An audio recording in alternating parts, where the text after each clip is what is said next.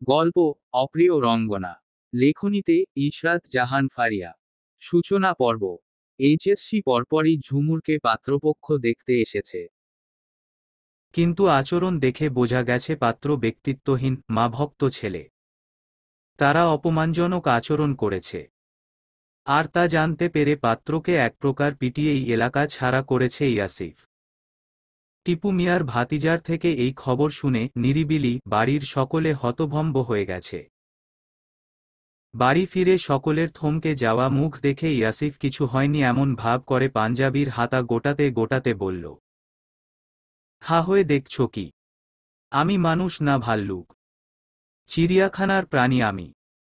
ইয়াসিফের বাবা শামসুল হক এসে ছেলের গালে সশব্দে চর মেরে বললেন, মানসম্মান ধুলোয় মিশিয়ে আবার বড় বড় কথা বলছিস? বেরিয়ে যা বাড়ি থেকে কুলাঙ্গার। বাবার হাতে চর খেয়ে গালে হাত রেখেই ইয়াসিফ বলল, আপনাদের মানসম্মানের জন্য আমি তো আমার বোনকে জাহান্নামে দিকে ঠেলে দিতে পারি না। নিজেদের বিচারবুদ্ধির ঠিক নেই, আসছেন শাসন করতে। যত্তসব। ছেলের কথা শুনে শামসুল হক অপমানিত বোধ করলেন।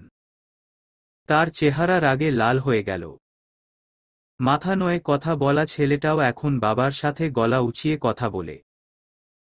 কে দিচ্ছে এত আশকারা? কার সাথে থেকে এত অধপতন তার এই ভদ্র ছেলেটির? তিনি আর কিছু বলে ওঠার আগেই পাখি বেগম এসে ছেলেকে বললেন, বড়দের সাথে এমনে কথা কয়? এই আমি শিখাইছি তোরে বাপ। মেহমান হইছে বাড়ির শুভজন, আর তুই কি করলি? বোনের বিয়া হইতে দিবি না নাকি? ইয়াসিফ বিরক্তির সুরে বলে ওঠে, অবশ্যই দিব। কেন দিব না? কিন্তু এটা কি ওর বিয়ে করার বয়স? মাত্র কলেজ শেষ করল। সামনে এত লম্বা সময় পড়ে আছে। আর আপনারা কি শুরু করেছেন? একটু থামে ইয়াসিফ। এরপর আবারও বলে, তাছাড়া কোনো মায়ের খোকার সাথে বোনের বিয়ে দিব না। এরকম ফালতু সম্বন্ধ আনার আগে আব্বারে বলবেন 100 বার চিন্তা করতে। নয়তো মেয়ের বিয়ের দায়িত্ব বা জীবনের দায়িত্ব কোনোটাই যেন না নেয়। বলে হনহন করে নিজের ঘরে চলে যায় ইয়াসিফ। পেছনে সবাই বাকরুদ্ধ বাড়ির ভদ্র ছেলের শাসানোর ধরন দেখে। শামসুল হকের হম্বিতম্বিতে কাজ দেয় না। বড় ভাই সানোয়ার হক গম্ভীর মুখ করে বসেছিলেন এতক্ষণ। শামসুল হকের কাণ্ডে বিরক্ত হয়ে এবার তিনি বললেন, এত কথা হচ্ছে কেন? ইয়াসিফ ভুল করলেও যা করেছে বেশ করেছে। কাউকে না জানিয়ে কোথা থেকে এসব সম্বন্ধ জোগাড় করেছিস? একাই মেয়ের বিয়ে দিয়ে দিবি? আমরা কেউ না। শামসুল হক মাথা নিচু করে দাঁড়িয়ে থাকেন বড় ভাইয়ের সামনে। এরপর তীক্ষ্ণ স্বরে বলেন, মাফ করেন ভাইজান। কিন্তু কলেজে যাওয়া আসার পথে ওকে বিরক্ত করে ছেলেরা। তাও ভয়ের ছিল না। কিন্তু 1 মাস যাবৎ জেল ফেরত কবিরের নজর পড়েছে ওর ওপর। আপনি চেনেন তো ওরে? মেয়েটা আমার ভয় ভয় বাইরে যায়। সানোয়ার সাহেব অবাক হয়ে বলেন, এসব আগে বলিস নি কেন গর্দভ? আর এই জন্য তুই মেয়ের বিয়ে দিয়ে দিবি? শামসুল হক আর কিছু বলতে পারেন না। বড় ভাইকে অধিক সম্মান করেন তিনি, তেমনই ভয়ও পান। ছোট ভাই সাইদ হকও এ নিয়ে কথা শোনাতে থাকে তাকে। পাখি বেগম আর ছোট যা প্রমীলা একপাশে চুপ করে দাঁড়িয়ে আছেন। বাড়ির অন্য ছেলেমেয়েরা বয়স্ক দাদি সাজেদা খাতুনের পিছনে দাঁড়িয়ে এইমাত্র ঘটে যাওয়া ঘটনা গিলছে। ঝুমুর পর্দার আড়ালে দাঁড়িয়ে। তার চোখে পানি। এসব তো হওয়ার কথা না। বাবাকে বখাটে কবিরের কথা জানিয়ে ভুলই করেছে সে। নাতনির চোখের পানি চোখ এড়ায় না সাজেদার। তিনি একটুক্ষণ চুপ থেকে সবাইকে উদ্দেশ্য করে বলেন, যা হইবার হইছে। তোমরা আর এইডা নিয়া আলোচনা কইরো না। আমার নাতনির অত বয়সও হয় নাই যে তার বিয়া হইব না। ওর এখন পড়ালেহার সময়। পাখি বেগম শাশুড়ির কথা শুনে বলেন, এসব বাদ দিলেও আপনি দেখেন নাই আম্মা, আপনের নাতি আজকে কি কাণ্ড করছে? ওর বাপের সাথে কেমনে কথা কইল? আমার সোনার ছেলে অমন বেয়াদ্দব কেমনে হইল বলেন তো আম্মা? সব দেইখা দেইখা শিখসে। ছেলে বউ খোঁচা মেরে কি বুঝাতে চাচ্ছে তা সাজেদা বেশ ভালোই বুঝেছেন। এরপরেও বললেন, বয়স কম, রক্ত গরম। বেয়াদ্দব ভাইবোনা, আমার সব নাতিনাতনি সোনার টুকরা, তোমরা যে যার কাজে যাও। পাখি বেগম শাড়ির আঁচলে চোখ মুছে রান্নাঘরে চলে যান। যেতে যেতে বিড়বিড় করে বলে, হুহ, সব নাতি সোনার টুকরা। বড় নাতি যে ওনার সব তা কি আমি জানি না। বাড়ির নাম নিরিবিলি, পুরাতন আমলের বাড়ি, তবে চাকচিক্যে গৌরবে কম নয়। সকলেই স্বীকার করতে বাধ্য যে এ বাড়ির মানুষের রুচিবোধ ভালো, তাদের আভিজাত্য নেহাতি মিছে নয়। বাড়ির 3 ছেলে আর 2 মেয়ে, ঘরের ছেলেমেয়েরাই এখন বংশের হাল ধরবে, এগিয়ে নিয়ে যাবে বংশের ধারা। বড় ছেলে সানোয়ার হক বিপত্নিক, তার একমাত্র পুত্র তাখলিফ হাসান তুর্য। মেজ ছেলে শামসুল হকের এক পুত্র, তার 2 কন্যা। বড় কন্যা ঝিনুকের বিয়ে হয়েছে 3 মাস। পুত্র ইয়াসিফ সিলেটের শাহজালাল বিজ্ঞান ও প্রযুক্তি বিশ্ববিদ্যালয়ের পরিসংখ্যান বিভাগের ছাত্র। ছোট কন্যা মাশফিয়া জান্নাত ঝুমুর এবার এইচএসসি দিয়েছে। বাড়ির ছোট ছেলে সাঈদ হকের 2 কন্যা নিশি, তিথি, যমজ, 2 জনেই 10ম শ্রেণীর ছাত্রী। তাখলিফ স্বভাবে অন্যরকম ও রগজটা বিধায় সকলের বারণ শুনেও সানোয়ার হক ছেলেকে নিয়ে 3 তলায় বাস করেন। বাবা ছেলের সংসার তাদের। বাকি 2 ভাই পরিবার সহ মা সাজেদা বেগমকে নিয়ে দোতলায় যৌথ পরিবারে থাকেন। নিচতলাটা ভাড়া দেওয়া, সেখানে এক পরিবার মাসখানেক ধরে থাকছে। ঝিনুকে বাড়ির কন্যা। তার বিয়ের পর পালা আসে ঝুমুরেরই, তাই শামসুল হক ব্যাপারটা নিয়ে আগাতে চেয়েছিলেন। কিন্তু এর জন্য যে সবাই তাকে কথা শোনাবে সেটা কল্পনাতেও আনেনি। নিজের মেয়ের বিয়ে নিয়েও আজকাল কথা শুনতে হয়, হা। এসবই ভাবছিলেন শামসুল হক। সন্ধ্যা হয়ে যাওয়ায় পাখি বেগম চা খেতে ডাকতে এসে দেখলেন চিন্তিত স্বামীকে। উদ্বিগ্ন কণ্ঠে তিনি এসে জিজ্ঞেস করলেন, কি হলো আপনার? শামসুল হক চোখ খুলে তাকালেন। স্ত্রীর মুখভঙ্গি দেখে তিনি আর কিছু বললেন না। পাখি বেগম বরাবরই বোকা মহিলা, সরল এবং স্বামীভক্তও বটে। পান থেকে চুন খসলেই এই মহিলা চিন্তা করে করে অসুখ বাঁধিয়ে বসে থাকেন। শামসুল হক হাসি হাসি মুখ করে বললেন, ঝুমুর কই? নিশ্চয়ই রাগ করে আছে আমার ওপর। ওর মতামত না জেনে এভাবে পাত্রপক্ষ ডাকা আসলেই ঠিক হয়নি। পাখি বেগম মাথা দোলালেন। বললেন, ছাদে গেছে, ডাকমু। শামসুল হক একটুক্ষণ চুপ থেকে উত্তর দিলেন, না, একলা থাকুক, পরে কথা বলবো। মেয়েটা আমার কষ্ট পেয়েছে। যাই হোক, চা করেছ? পাখি বেগম বললেন, হুম, এই জন্যই তো আপনারে ডাকতে আসছি। চলেন। আসছি। বসার ঘরে বাড়ির অন্যান্য সব সদস্যদের সাথে সানোয়ার হকও বসে চায়ের আড্ডা জমিয়েছেন। ঝুমুর তখন ছাদে। আর তাখলিফ কখনোই এই আড্ডায় অংশ নেয় না। শামসুল হককে আসতে দেখে ইয়াসিফ নিজের চাটুকু খেয়ে সেখান থেকে চলে গেল। পুত্রের কাণ্ড দেখে শামসুল হক হতবাক হয়ে গেলেন। এই ছেলে ক্ষেপে আছে নাকি তার ওপর? বাড়িতে 2টো ছেলে, দুজনই এভাবে খ্যাপা হয়ে গেলে আচ্ছা মুশকিল হবে তো। ঝুমুর ছাদে দাঁড়িয়ে মুখভার হয়ে আছে। এতক্ষণ কাঁদছিল সে। লাল হয়ে গেছে ফর্সা মুখ। চোখ দিয়ে পানি পড়ছে না, তবে ফোপানি থামেনি। বাবা মার কাছে কি ও বোঝা হয়ে গেছে যে এত তাড়াতাড়ি ওকে বিয়ে দিতে চাইছে? কিভাবে পারল ওর মতামত না জেনে পাত্রপক্ষকে বাড়িতে ডাকার? ঝুমুরের ভীষণ রাগ হচ্ছে। ইতালি প্রবাসী পাত্র, বয়স 28, বাড়ি পুরান ঢাকা। 1 মাসের ছুটিতে দেশে এসেছে বিয়ে করতে। বিয়ের পর বউকে ইতালি নিয়ে যাবে। দুজনে সংসার সাজাবে। বউকে পড়াশোনা করতে হবে না, কাজও না। আহা, কোনো কষ্ট নেই জীবনে। শুধু বউকে আগুন সুন্দরী হতে হবে। ধবধবে ফর্সা গায়ের রং, লম্বা চুল, মিষ্টভাষী।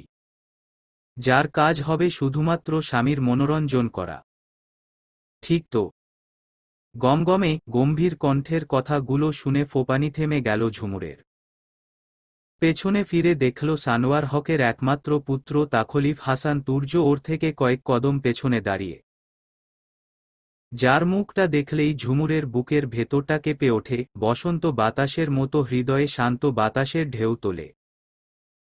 অথচ মানুষটা কখনোই এসব টের পায় না। ঝুমুর দীর্ঘশ্বাস ফেলে নিজের ভাবনাকে একপাশে সরিয়ে রেখে মাথা নেড়ে বলে, ঠিক।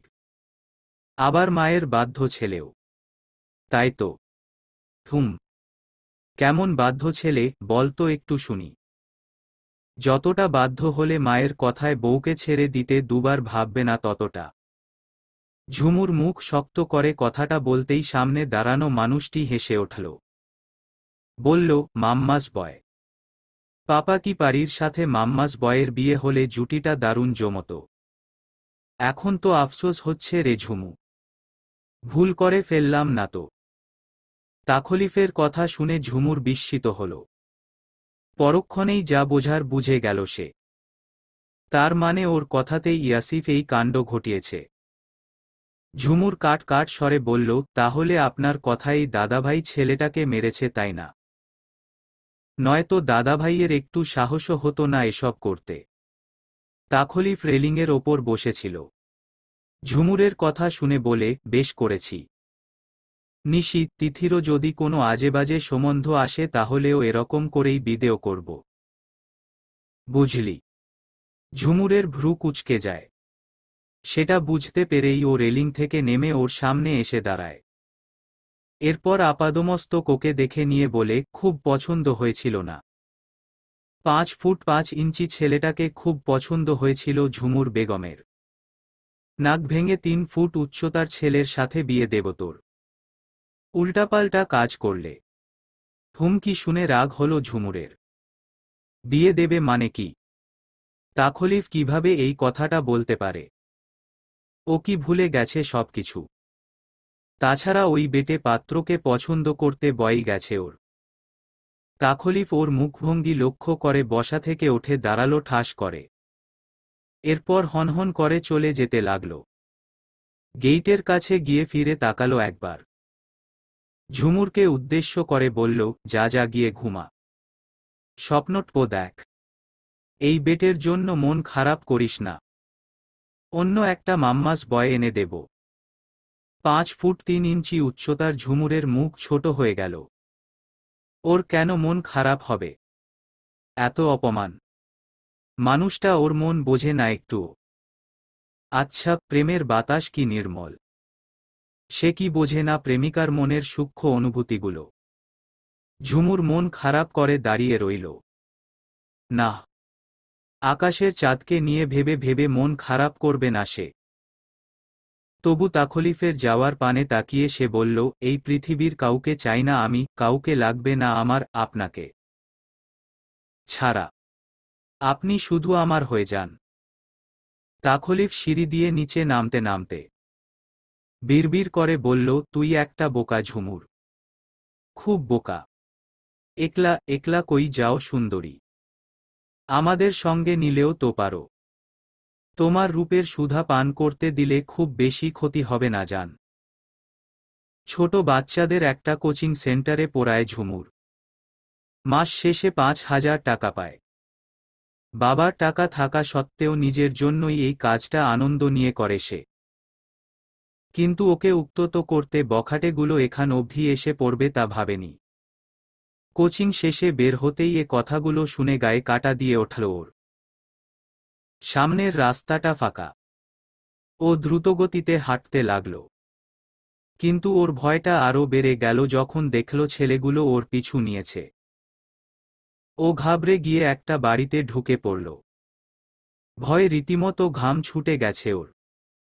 তড়িঘড়ি করে ব্যাগ থেকে ফোন বের করে বাবাকে কল করল, কিন্তু ধরল না শামসুল হক। ভাইকে ফোন দিতে গিয়ে মনে পড়ল ইয়াসিফ আজ সকালেই সিলেট চলে গেছে। তার ভার্সিটিতে এক্সাম আছে। ঝুমুরের মাথা কাজ করল না। এই বিপদের সময় একমাত্র তাখলিফের চেহারাটাই মানসপটে ভেসে উঠল। ঝুমুর চায় না ওকে বিরক্ত করতে, কিন্তু আসন্ন বিপদ দেখেই বাধ্য হয়ে কল করল ওকে, এবং বরাবরের মতোই ফোনটা রিসিভ করল না তাখলিফ। ঝুমুরের অভিমান হয় ভীষণ। সাহায্য নিবে না ভেবেও মেসেজ বক্সে গিয়ে টাইপ করে, আপনি কি অফিসে? একটু কি আমাকে নিতে আসবেন? আমার খুব ভয় করছে। মেসেজটা সিন হলো সাথে সাথেই, যেন ফোন হাতে নিয়েই বসেছিল তাখলিফ, আর অপেক্ষা করছিল ঝুমুর কখন মেসেজ করবে। ঝুমুরের বড্ড হাসি পেল। এই লোকটা এত অদ্ভুত, সবসময় এড়িয়ে চলতে চায়, দূরত্ব বজায় রাখতে চায় ওর থেকে, কিন্তু দিন শেষে প্রকৃতি তা হতে দেয় না। ঝুমুর আবারও মেসেজ লিখে, আসবেন। উত্তর আসে অনেকক্ষণ পর, কোথায় তুই? গর্ত থেকে বেরিয়ে আয়। ঝুমুর বেরিয়ে আসে। এদিক সেদিক তাকাতেই দেখে ফোন হাতে একটু দূরে দাঁড়িয়ে আছে তাখলিফ। আশেপাশে বখাটেগুলোর অস্তিত্ব নেই।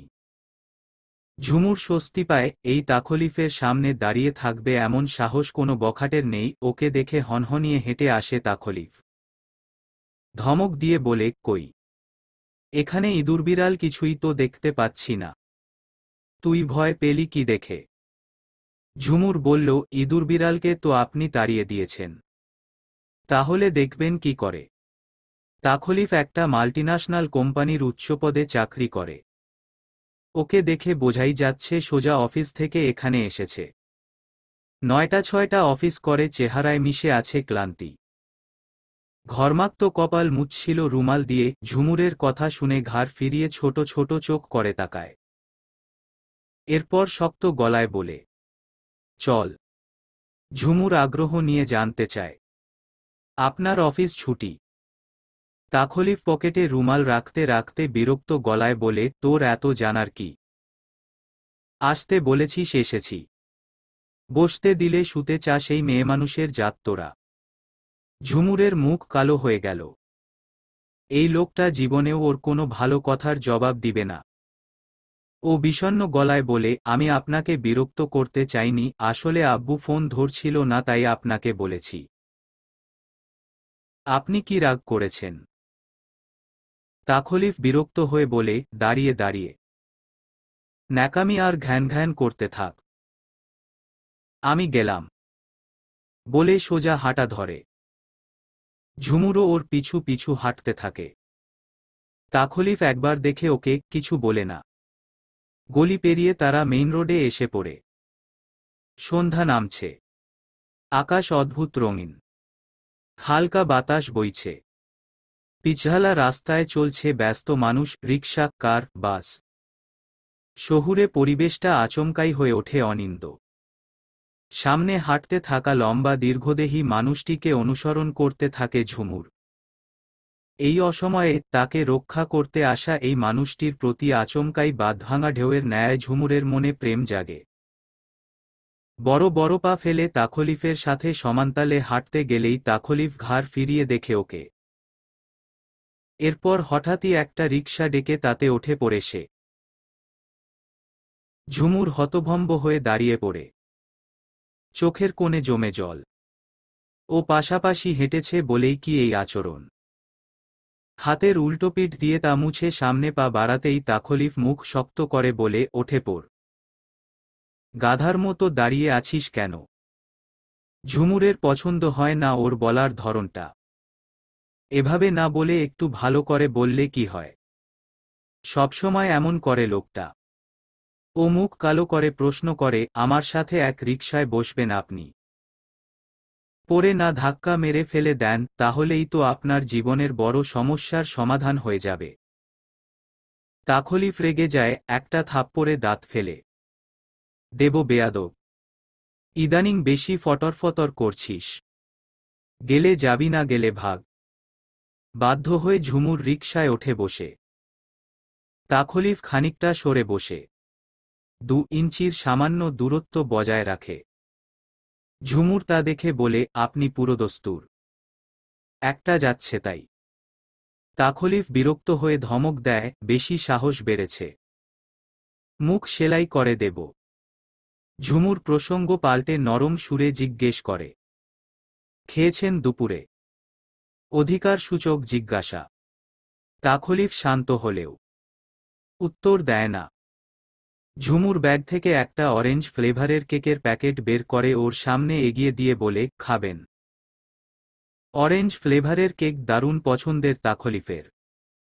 ঝুমুর সেটা জানে, কিন্তু তাখলিফ ওর দিকে তাকিয়ে থেকে না বলে দেয়। ঝুমুরের চোখ ছলছল করে ওঠে। ওড়নার কোণ দিয়ে সেটা মুছে নেয় সাথে সাথেই। এই পাষাণ লোকটাকে সে চোখের পানি দেখাতে চায় না একদমই। ব্যাগে ফোন বেজে ওঠে। বাবার ফোন দেখে রিসিভ করে ঝুমুর। ওপাশ থেকে উদ্বিগ্ন কণ্ঠস্বর ভেসে আসে, ফোন দিয়েছিলি? আমি তো কাজে ছিলাম। ফোন ড্রয়ারে ছিল দেখিনি। কোথায় তুই? বাড়ি ফিরছি। টেনশন করো না। ভেবেছিলাম তুমি নিতে আসবে নাকি। এখন আসব না, প্রায় এসেই গেছি। সাবধানে আসিস। রাখি তবে। হুম। ঝুমুর ফোন রেখে দেয়। পাশে বসা তাখলিফ ভাবলেশহীন দৃষ্টি ওর বাইরে, রাস্তায়। যেন ওর পাশে বসা এই রমণীটির ভালোমন্দ, হাসিকান্নায় ওর কিছু আসে যায় না। অথচ ওর সবকিছুর সাথে জড়িয়ে আছে এই রমণীটির ভালো থাকা। বোঝে কি এই পাষাণ মানবটা? ঝুমুর দীর্ঘশ্বাস ফেলে ভাবে, ইয়াসিফ চলে গেছে বলে মন ভালো নেই পাখি বেগমের। খানিকক্ষণ পরপর ফোন করে ছেলেকে এটাসেটা জিজ্ঞেস করছেন আর হু হু করে কাঁদছেন, একটা মাত্র ছেলে তার। কত আদরের। সেই ছেলে হলের বাসিপচা খাবার খাবে আর তিনি বাড়িতে আরাম করে খাবে, তা হয় না। প্রমীলা বড়জা এর মন খারাপের কারণ বুঝতে পেরেই আর ঘাটালেন না তাকে। প্রতিবার ইয়াসিফের চলে যাওয়ার দিনটা পাখি বেগম এমনই বিষণ্ণভাবে থাকেন। পরদিন আবার স্নো ঠিকঠাক। প্রমীলা তাই রাতের রান্নার জোগাড় নিজেই করলেন। ঝুমুর এসে তাকে জোর করে সাহায্য করতে চাইলে প্রমীলা হেসে বললেন, বাপের বাড়িতে আছিস, আবার রান্নার দায়িত্ব নিচ্ছিস কেন? শ্বশুরবাড়ি গেলে তখন এসব করিস। আজকালকার শাশুড়িরা খাটিয়েই মেরে ফেলবে। যা এখান থেকে।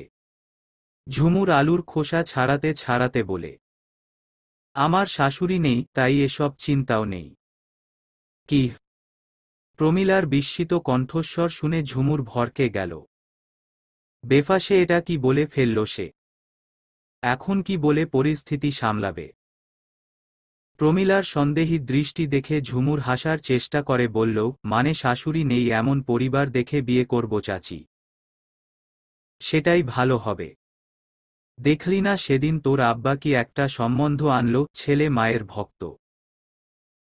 এসব ছেলেপেলের সাথে আর যাই হোক সংসার করা অসম্ভব। ঝুমুর কথা বলে না। প্রমীলাও রান্নায় মনোযোগ দেয়। ঝুমুর স্বস্তির নিঃশ্বাস ফেলে। কি যে হয়েছে ওর?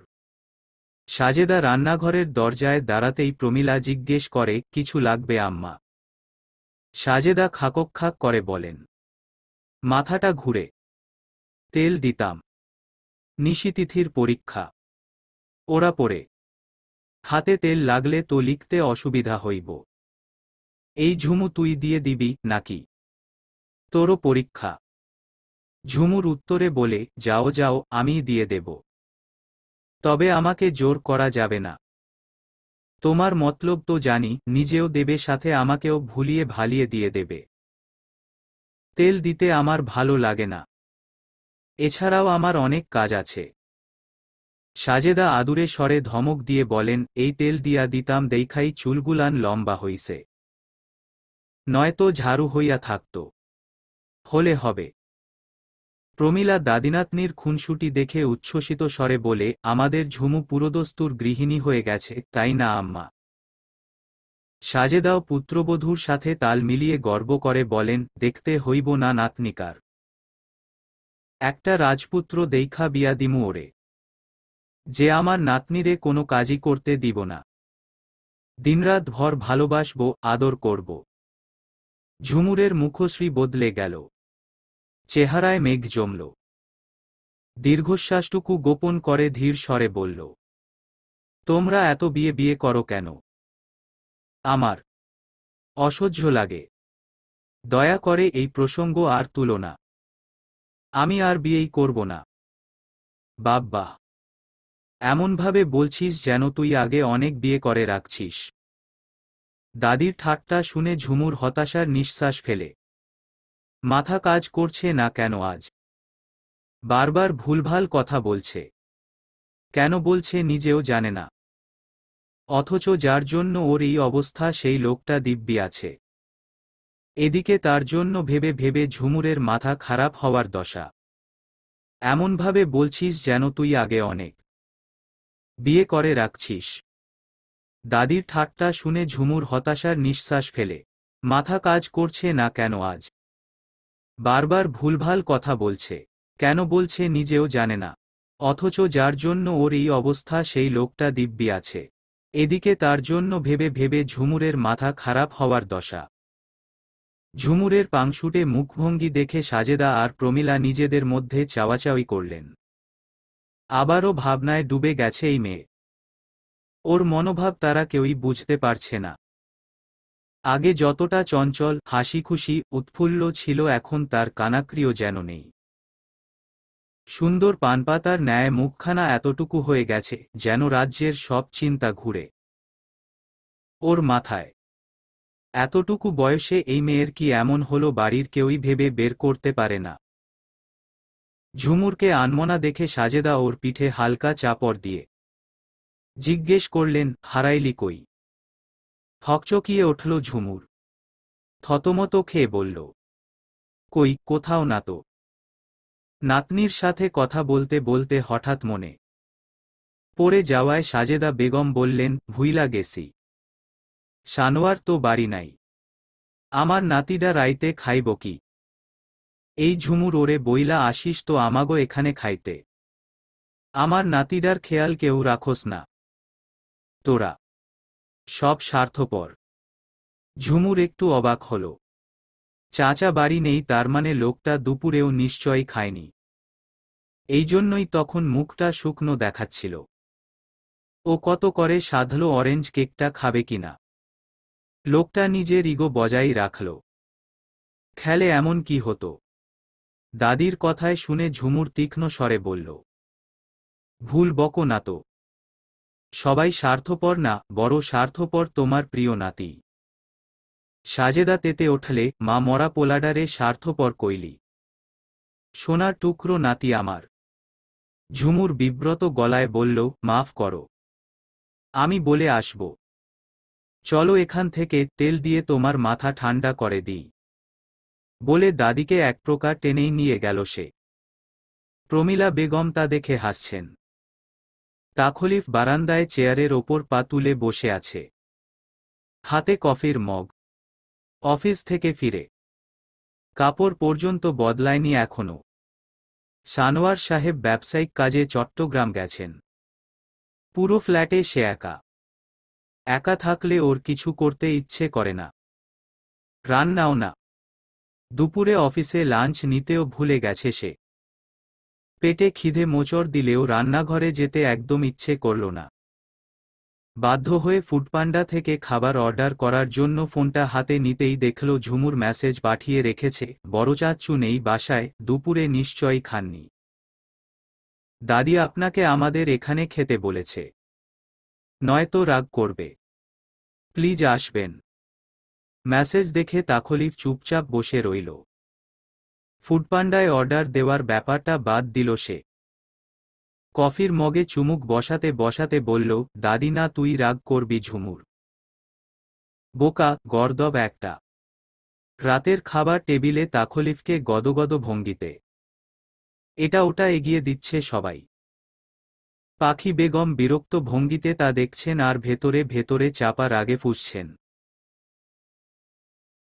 তবে ভেতরের এই উত্তপ্ত অবস্থার কথাটা কারো কাছে খোলাখুলি বলতে পারছেন না। কি অসহনীয় যন্ত্রণা! বড় যা তার খুব প্রিয় ছিল, তাখলিফকেও বরাবরই ছেলের মতোই দেখেছেন। কিন্তু বড় যা এর অস্বাভাবিক মৃত্যুর পর থেকে এই ছেলেই হয়ে উঠেছে তার চক্ষুশূল। এর কারণটা নিজের ভেতরে চেপে রাখলেও বাড়ির সম্মানের কথা ভেবে কাউকে জানাতে পারেনি আজ পর্যন্ত। আর জানালেও কেউ বিশ্বাস করবে না তাকে। পাখি বেগম স্বামীর পাতে মাছ ভাজা তুলে দিতেই শামসুল হক স্ত্রীকে বললেন, আমাকে না, তাখলিফকে দাও আরেকটা মাছ, ওর তো ইলিশ খুব পছন্দ। মেজো চাচার কথা শুনে তাখলিফ একবার পাখি বেগমের দিকে তাকাল। চাচির আধার মুখভঙ্গি পর্যবেক্ষণ করে কতক্ষণ চাপা হাসল। এরপর ব্যস্ত ভঙ্গিতে বলল, লাগবে না, আমার খাওয়া শেষ আপাতত। সাজেদা খেকিয়ে উঠলেন, দুই মুঠো খাস নাই, শেষ হইল কেমনে? এই ঝুমু ওরে আরো ভাত দে, শরীরে হাড্ডি ছাড়া কিচ্ছু নাই পোলাডার। শাশুড়ির আদিক্ষেতা দেখে পাখি বেগম অসহ্যকর হয়ে চলে গেলেন সেখান থেকে। শামসুল হক আর সাইদ হক খাওয়া সেরে ড্রয়িং রুমে গিয়ে আলাপ জুড়েছেন।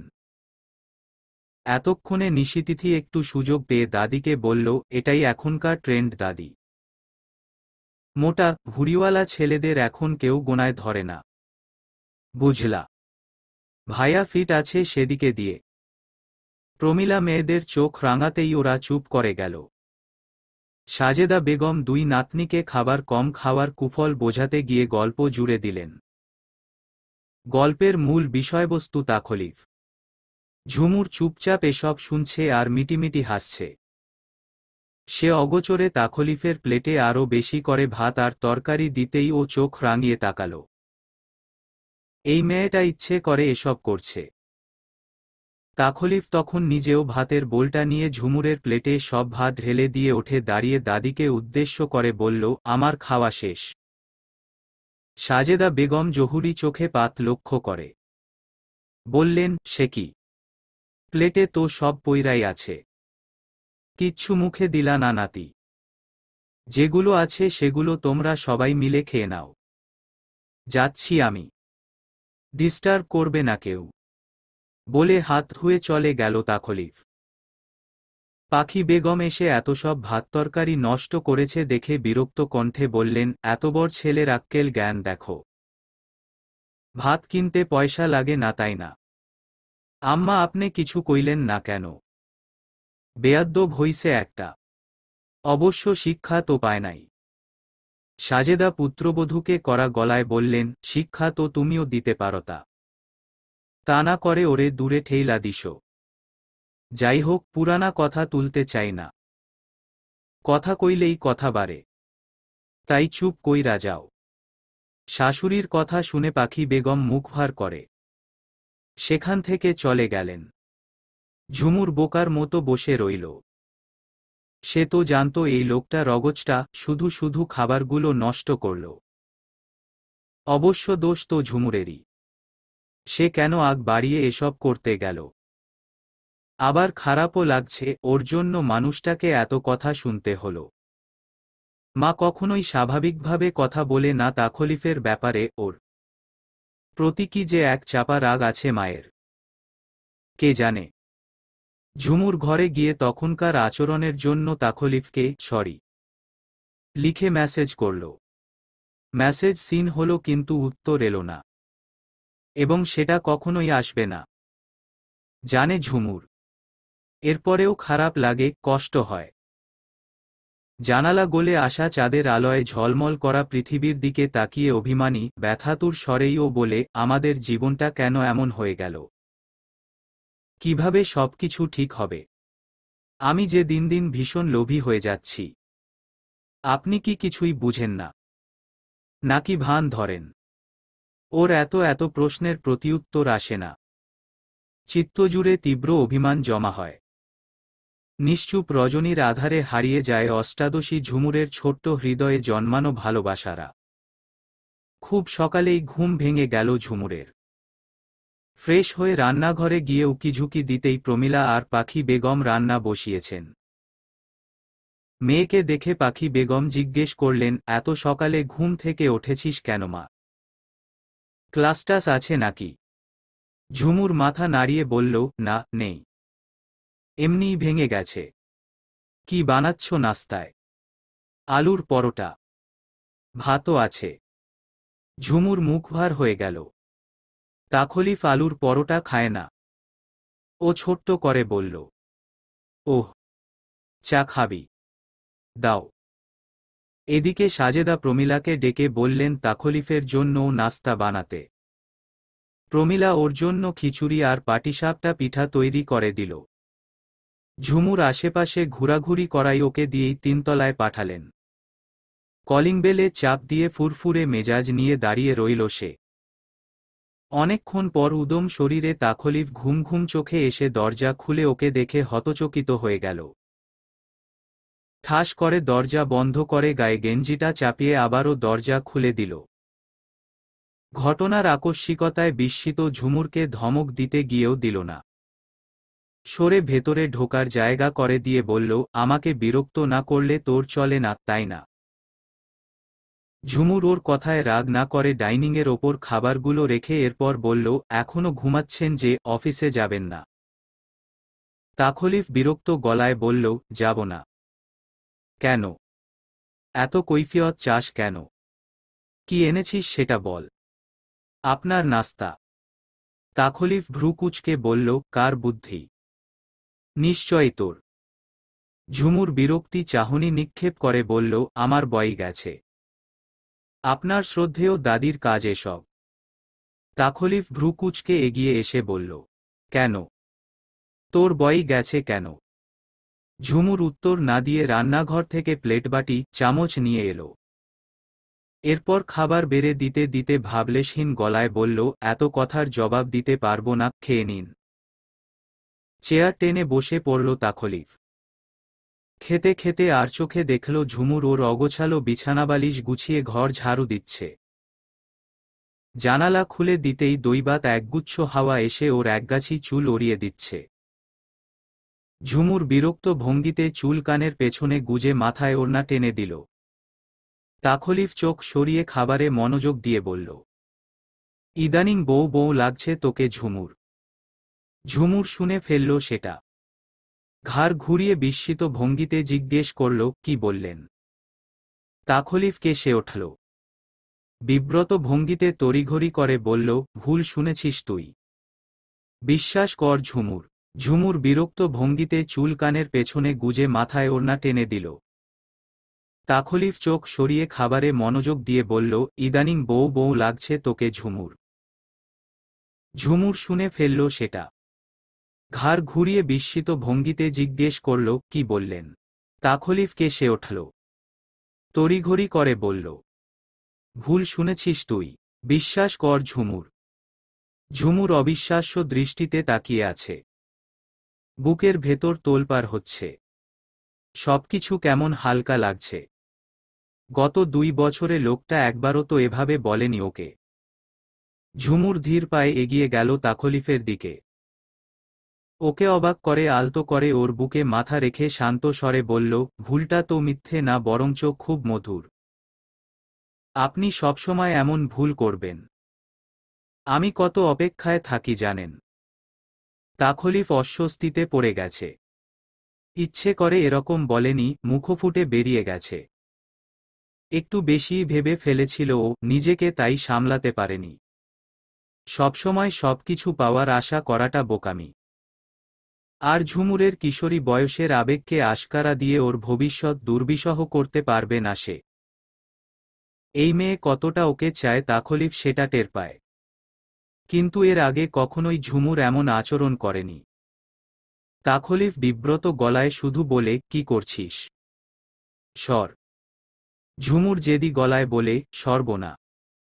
বাড়াবাড়ি হচ্ছে কিন্তু। হোক। আপনি আমাকে সবসময় দূরছাই করেন। এসব কিন্তু ঠিক হচ্ছে না, তুই পরে ঠিক বুঝতে পারবি। বোঝার দরকার নেই। আমার শুধু আপনি হলেই চলবে। ঝুমুরটা যেন নিজের মধ্যে নেই। তাখলিফ রুক্ষ স্বরে বলে, না।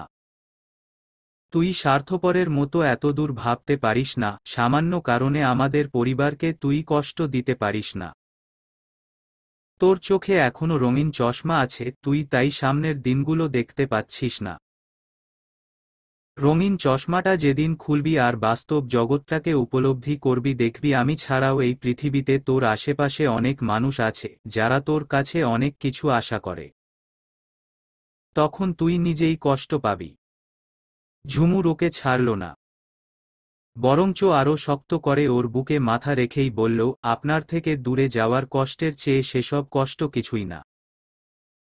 আমি সব মেনে নেব, কিন্তু আপনি আমায় দূরে ঠেলে দিলে তা মানতে পারব না। আমি জানি না মৃত্যু যন্ত্রণা কেমন, তবে আপনি আমায় সরিয়ে দিলে আমি ঠিক ততটাই যন্ত্রণা, দুঃখ পাব। আমি এত বড় হনু হয়ে যাইনি যে আমার জন্য তুই দুঃখ পাবি। ঝুমুর বিষণ্ণ গলায় প্রশ্ন করে, পাচ্ছি। এটাকে কি বলবেন? কিশোরী বয়সের আবেগ। ঝুমুর হেসে ফেলল, কিশোরী বয়স ছেড়ে তরুণীতে পদার্পণ করেছি। আমি এখন আগের চেয়ে আরও বুঝদার হওয়ার চেষ্টা করছি। আপনি তো কিছুই দেখেন না।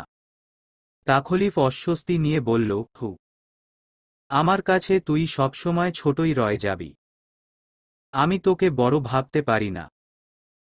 বড় ভাবলেই তো বউয়ের মর্যাদা দিতে হবে, আমি জানি না বুঝি। তাখলিফ চমকে ওঠে, পরক্ষণেই ভ্রু কুঁচকাল। তুই কি আমাকে কাপুরুষ ভাবছিস? না, আমি পরিস্থিতি বুঝি। আপনি তো আমার নিজের পুরুষ। তাখলিফ অবাক হয়ে শুধু দেখে এই রমণীটিকে। এত গভীর কথা কোথা থেকে শিখল?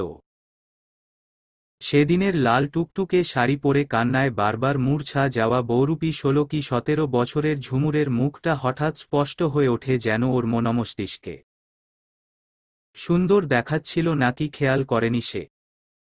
এই ২ বছরেও নয়। তবে আজ কেন ইচ্ছে করছে? পরক্ষণেই বাস্তবে ফিরে এলো তাখলিফ।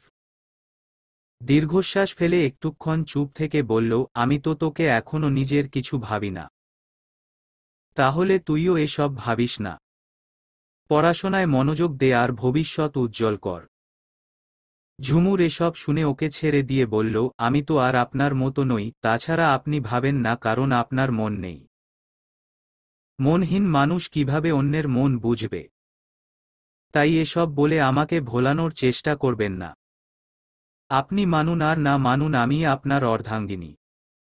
তাই কথা পুরোপুরি শেষ হওয়ার আগেই তাখলিফ চেয়ারে লাথি মেরে ফেলে দিল। এরপর বলল, নিশিতিথি, ঝিনুকের মতোই তুই আমার কাছে। ছোট্ট একটা ঘটনার জন্য তোর সাথে আমার সম্পর্কের পরিবর্তন হবে না। এক্ষুনি বেরিয়ে যা এখান থেকে। নিয়ম করে ফোন বা মেসেজে আমি আপনার খোঁজ নেই।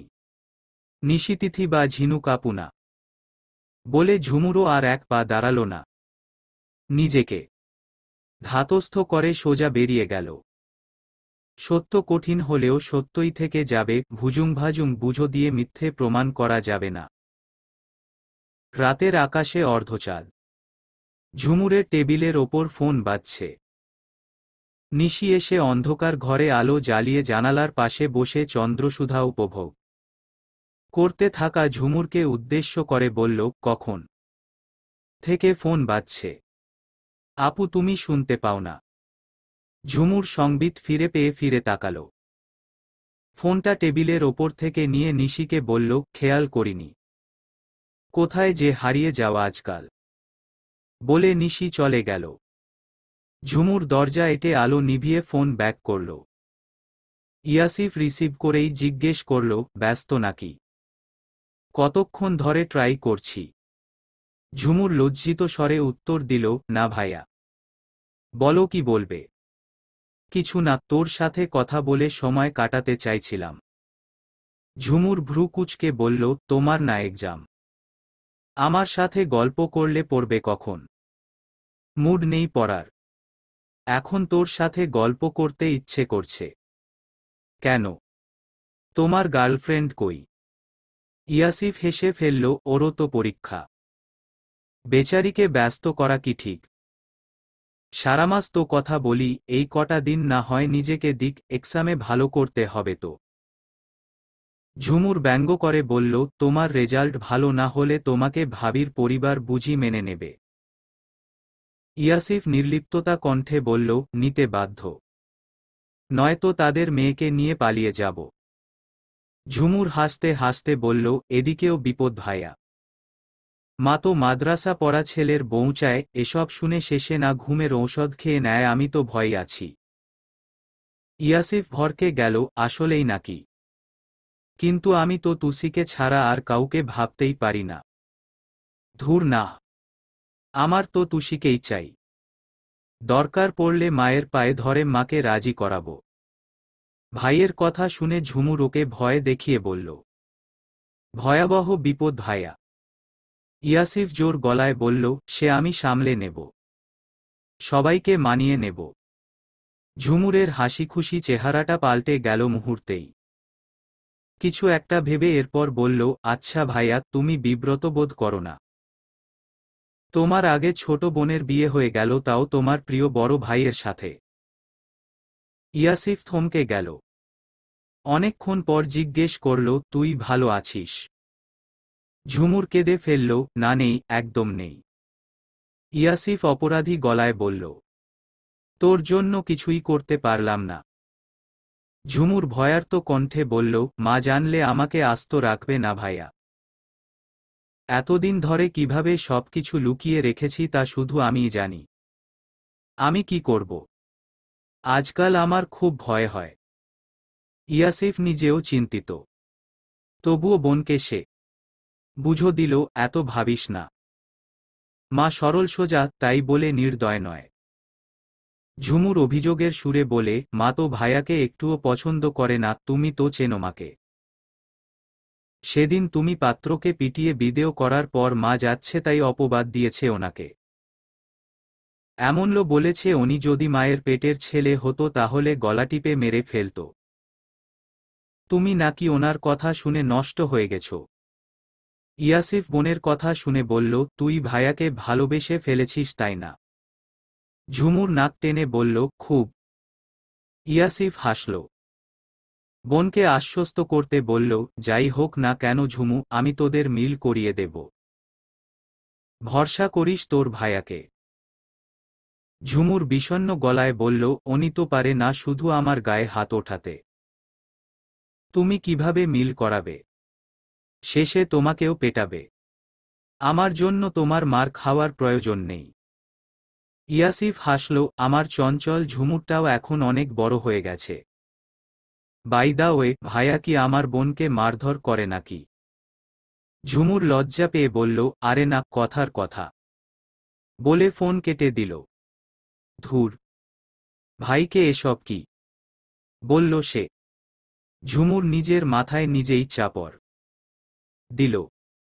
তখনই দরজায় ঠুকঠুক শব্দ হল। ঝুমুর কে জিজ্ঞেস করতেই নিশির গলা শোনা গেল। ঝুমুর গিয়ে দরজা খুলতেই নিশি অসহায় স্বরে বলল, আপু ভাইয়াকে খাবার দিয়ে আসো না। আমার পড়া বাকি, দাদি চেঁচামেচি করছে। আমি পারবো না। প্লিজ আপু, তুই যা। নিশি ওর হাত ধরে অনুনয় বিনয় শুরু করল ওকে। ঝুমুর বাধ্য হয়ে তাই রাজি হল। নিশি ওকে ধন্যবাদ দিয়ে চলে গেল। ঝুমুর ঠিক করল সকালের দুর্ব্যবহার করার জন্য তাখলিফের সাথে কথা বলবে না। যেই ভাবা সেই কাজ। কলিং বেল বাজিয়ে দরজা খোলার অপেক্ষা করতে থাকল। দরজা খুলতেই তাখলিফকে পাশ কাটিয়ে ভেতরে গিয়ে খাবার রেখে ঠাস করে চলে এলো ঝুমুর। তাখলিফ দরজা লাগাতে লাগাতে ভাবল, এর আবার কি হলো। প্লেটে খাবার নিতে গিয়ে দেখল একটা চিরকুট। সেখানে লিখা, সকালের দুর্ব্যবহার ভুলিনি। ক্ষমা না চাওয়া পর্যন্ত আপনার সাথে কথা বলবো না। তাখলিফ দুবার পড়ে চিরকুটটা। এরপর দুমড়েমুচড়ে পকেটে রেখে বলে ওঠে, নাটকবাজ মেয়ে একটা। তাখলিফ দরজা লাগাতে লাগাতে ভাবল, এর আবার কি হলো। প্লেটে খাবার নিতে গিয়ে দেখল একটা চিরকুট। সেখানে লিখা, সকালের দুর্ব্যবহার ভুলিনি। ক্ষমা না চাওয়া পর্যন্ত আপনার সাথে কথা বলবো না। তাখলিফ দুবার পড়ে চিরকুটটা। এরপর দুমড়েমুচড়ে পকেটে রেখে বলে ওঠে, নাটকবাজ মেয়ে একটা। ঝুমুর অবশ্য নিজের কথা রাখল। নিজে থেকে এসে কথা বলল না তাখলিফের সাথে। অন্য উপায় বের করল। চিরকুট লিখতে শুরু করল। তাখলিফ সেগুলো পড়ত আর দুমড়ে মুচড়ে ফেলত। তবে ক্ষমা চাইল না। না বলুক কথা, ও তো এটাই চায়। এই মেয়েকে আশকারা দিলে ভবিষ্যতে পস্তাতে হবে। নিজেকে নিয়ে ওর ভাবনা নেই। ও সব সয় নেবে। স্বাভাবিক জীবনটা আর হারাতে চায় না তাখলিফ। বাবাকে নিয়ে ভালো আছে সে। ঝুমুরের পড়াশোনা করতে ভালো লাগে না একদমই। তেমন ভালো ছাত্রীও নয়। তবুও ভার্সিটির বাংলা বিভাগে ভর্তি হতে হয়েছে ওকে। এইচএসসি শেষ করার পর থেকেই ওর জন্য বিয়ের সম্বন্ধ আসতে শুরু করেছে। আর ঝুমুর একটু সুন্দরী হওয়ায় ওকে নিয়ে মা বাবা চিন্তায় থাকেন, এটাও জানেও। বখাটেরা ওর পিছু পড়ে থাকে, কোনোদিন না আবার কিছু করে বসে, সেই চিন্তায় ঘুম হয় না তাদের। এসব নিয়ে ঝুমুরও ভয় থাকে। তবে কাকতালীয় ও স্বস্তির একটা ব্যাপার হলো ওর ভার্সিটির খুব কাছেই তাখলিফের অফিস। এদিক দিয়ে ঝুমুর খুব খুশি। হয়তো কোনো এক বৃষ্টি দিনে হুট করে দুজনের দেখা হয়ে যাবে। বৃষ্টিতে ভিজে রিকশায় করে বাড়ি ফিরবে দুজন। তোয়ালে দিয়ে ভেজা মাথা মুছে দেবে তাখলিফের। নিরিবিলি বাড়ির 3 তলায় ওদের ছোট্ট একটা সংসার হবে। বারান্দায় মুখোমুখি বসে দুজনে কফি খাবে, রাতের উজ্জ্বল আকাশ দেখবে। মাঝরাতে ঘুম ভেঙে গেলে একদৃষ্টে তাকিয়ে দেখবে প্রিয় মানুষটাকে। ঝুমুরের অনেক স্বপ্ন। সব স্বপ্নকে ঘিরে আছে তাখলিফ। ওর ছোট্ট জীবনের একমাত্র চাওয়া মানুষটাকে নিজের করে পেয়েও যেন পাওয়া হচ্ছে না ওর। এই দুঃখ, আফসোস কখন ঘুচবে বা আদৌ ঘুচবে কিনা জানে না সে। ঝুমুর দীর্ঘশ্বাস ফেলে দাঁড়িয়ে থাকে ভার্সিটির গেইটে। গরমে ফর্সা মুখখানি লাল বর্ণ ধারণ করেছে। একটা রিকশাও দেখা যাচ্ছে না। ব্যাগ থেকে পানির বোতল বের করে ঢকঢক করে খেলো, ওড়না দিয়ে কপালের ঘাম মুছে হাঁটা ধরল ফুটপাত দিয়ে। কি যেন মনে হলো। তাখলিফের অফিসের সামনে ঘুরঘুর করল কিছুক্ষণ। ছায়ায় বসে ফুচকা খেল। লাঞ্চ টাইম শুরু হওয়ায় দেখল অফিস থেকে বেরিয়ে অনেকে দল বেঁধে পাশের একটা রেস্তোরাঁয় যাচ্ছে। আশা করেনি ঝুমুর, হঠাৎই তাখলিফকে দেখতে পেয়ে অবাক হয়ে গেল। তাখলিফ তখনও দেখতে পায়নি ওকে। হাত নাড়িয়ে কথা বলছে একটা মেয়ের সাথে, সম্ভবত কলিগ। দেখেই ঝুমুরের মন খারাপ হয়ে গেল। লুকিয়ে পড়তে যাবে তখনই তাখলিফ ওকে দেখে ফেলল।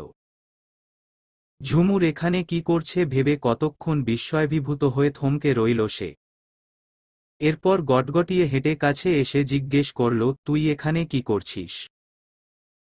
ঝুমুর ভুলেও কথা বলল না। তাখলিফ বিরক্তিকর চাহনি দিতেই নোটে লিখে জানালো, ভার্সিটিতে এসেছিলাম।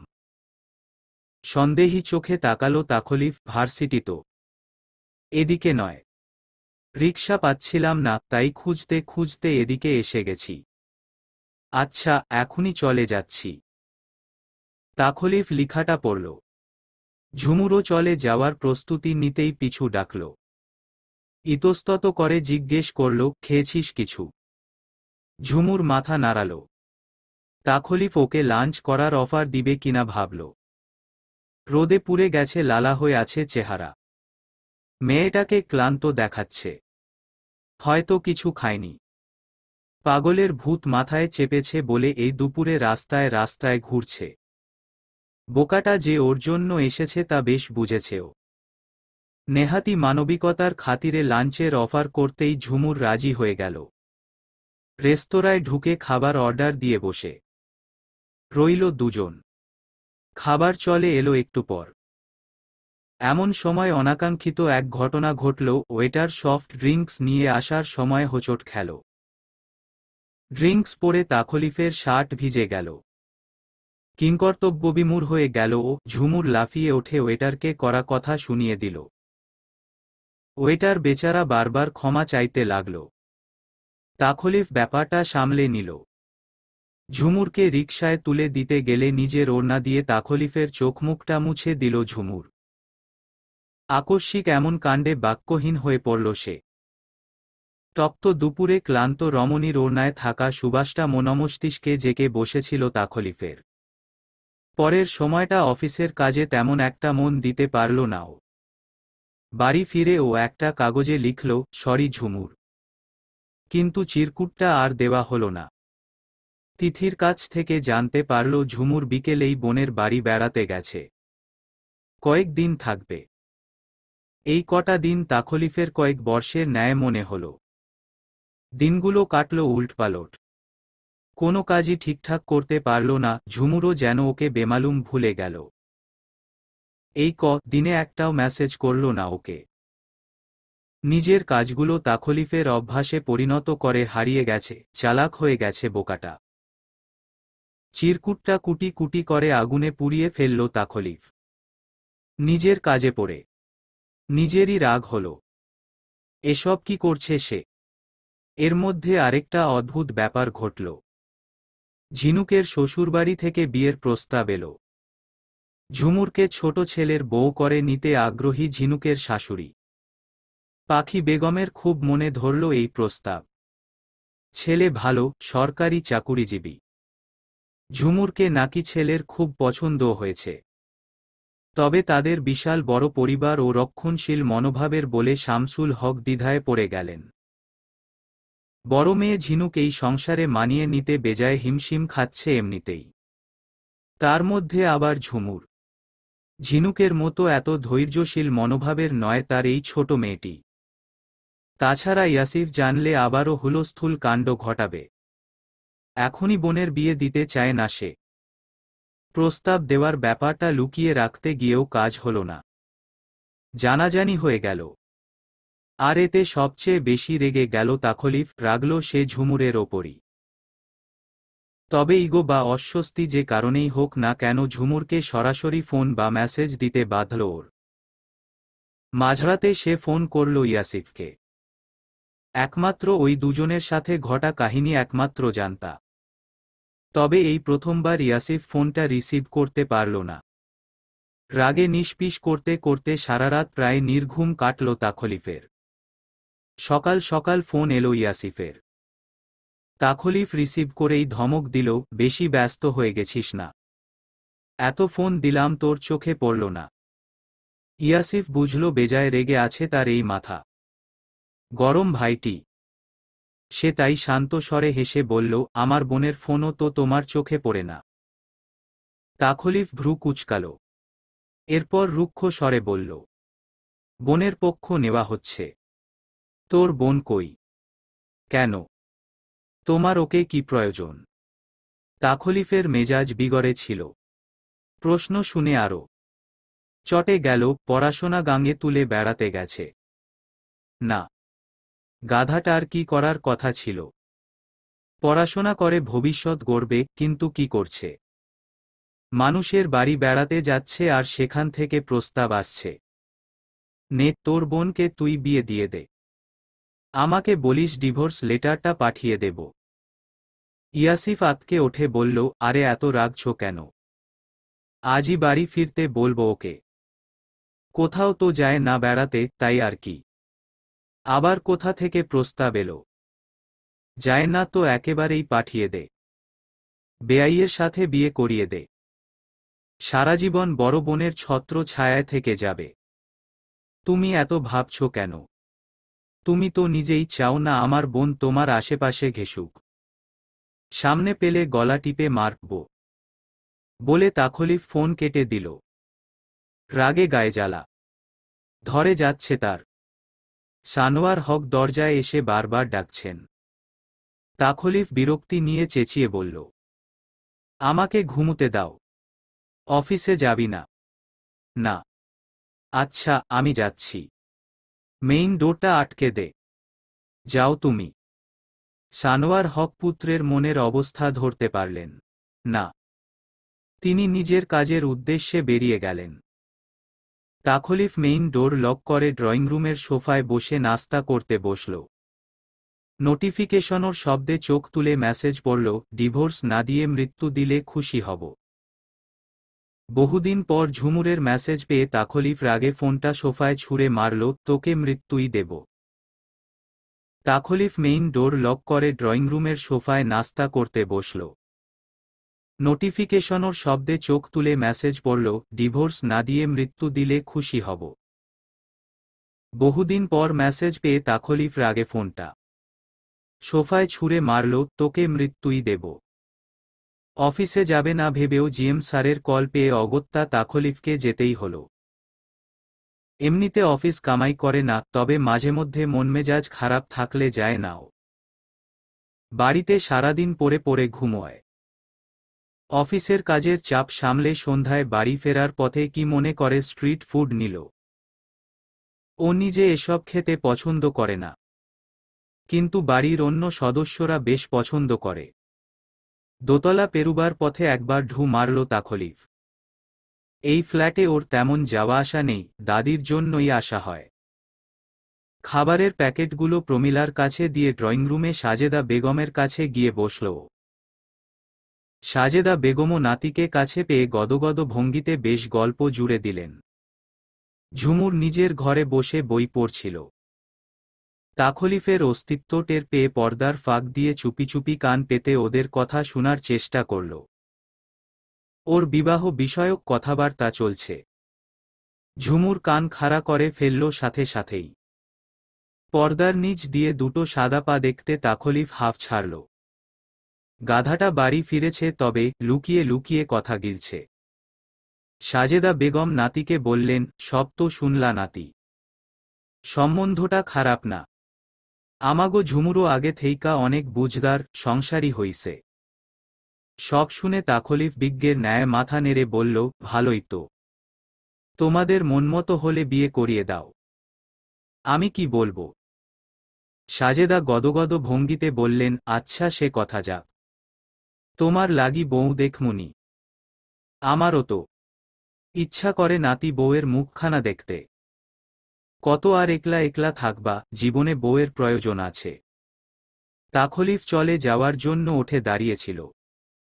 মাত্র দাদির কথা শুনে কাষ্ঠ হেসে বলল, মন্দ হয় না। সাজেদা খুশি হয়ে বললেন, মতিগতি ঠিক থাকলে আলহামদুলিল্লাহ। তাখলিফ চা না খেয়েই বিদায় নিয়ে চলে গেল। নিশি সন্দেহী গলায় বলল, ভাইয়া তো ভাজাপোড়া খায় না। আমাদেরও তো কত ধমকায়, আজ নিজে থেকেই আনলো যে এসব। ব্যাপার কি? তিথি সমুচা খেতে খেতে বলল, ব্যাপার কিছু না, আনতে মন চেয়েছে তাই এনেছে। সবকিছুর পেছনে কারণ খোঁজা বন্ধ কর। নিশি ক্ষণবাদে বলে, কারণ ছাড়া এই পৃথিবীতে কিছুই ঘটে না। ভাইয়ারও নিশ্চয়ই কোনো কারণ আছে, নয়তো এই লোক রাস্তার ধারের এসব ভাজাপোড়া জীবনেও আনবে না। ঝুমুর অবশ্য ধরতে পারল ব্যাপারটা। ভাজাপোড়ার ছুতোয় হয়তো ঝুমুরের পছন্দের খাবার দিয়ে গেছে, অথবা ও বাড়ি ফিরেছে কিনা তা দেখতে এসেছে। পর্দার আড়াল হতে বেরিয়ে এলো। মুখ শুকিয়ে আছে ওর।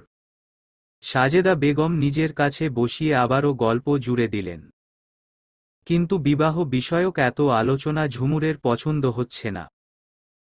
কথার পরিপ্রেক্ষিতে তাখলিফের জন্য মেয়ে দেখার প্রসঙ্গ ওঠাতেই সাজেদার কথার পিঠে পাখি বেগম রুক্ষ স্বরে বললেন, আমার মনে হয় না এই ছেলে বিয়ে বা স্ত্রীর মর্যাদা বুঝবে। সাজেদা বেগম বিরক্তি নিয়ে বললেন, তোমার সমস্যাটা কি বউ? সবসময় ওর পিঠপিছে কথা কও। চাচি হও তো নাকি? বেফাস কথাবার্তা কইয়া নিজের সম্মানটা হারাইও না।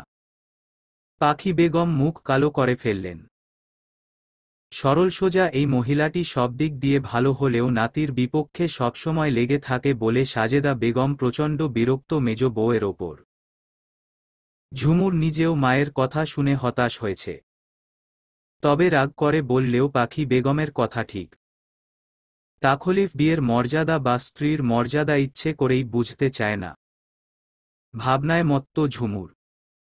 এদিকে সবাই আগ্রহ নিয়ে ঝিনুকের দেবরের সাথে ঝুমুরের বিয়ের প্রস্তাবটা তুলেছে আবার। কথাবার্তা এগিয়ে গেল, ঝুমুর শুধু চুপচাপ বসে শুনল। কিন্তু আড়ালে ভিজে যাওয়া চক্ষু দুটো কেউ দেখল না। মন পুরার গন্ধটাও কেউ টের পেল না। গভীর রাত। ঝুমুরের ভীষণ মন খারাপ লাগছে, চোখে ঘুম নেই। ফোন হাতে নিয়ে কিছুক্ষণ ইতস্তত করল। মেসেজ দেবে কিনা ভাবল। দোটানা কাটিয়ে লিখল, আমি কিন্তু অন্য কাউকে বিয়ে করব না। সিন হলো দীর্ঘক্ষণ পর, উত্তরও এলো না। ঝুমুর আবার লিখল, সত্যি বলছি কিশোরীর আবেগে নয়, একজন স্ত্রীর মতোই ভালোবাসি আপনাকে। গোধূলির শেষ ভাগ। আকাশে জমেছে কালো মেঘ।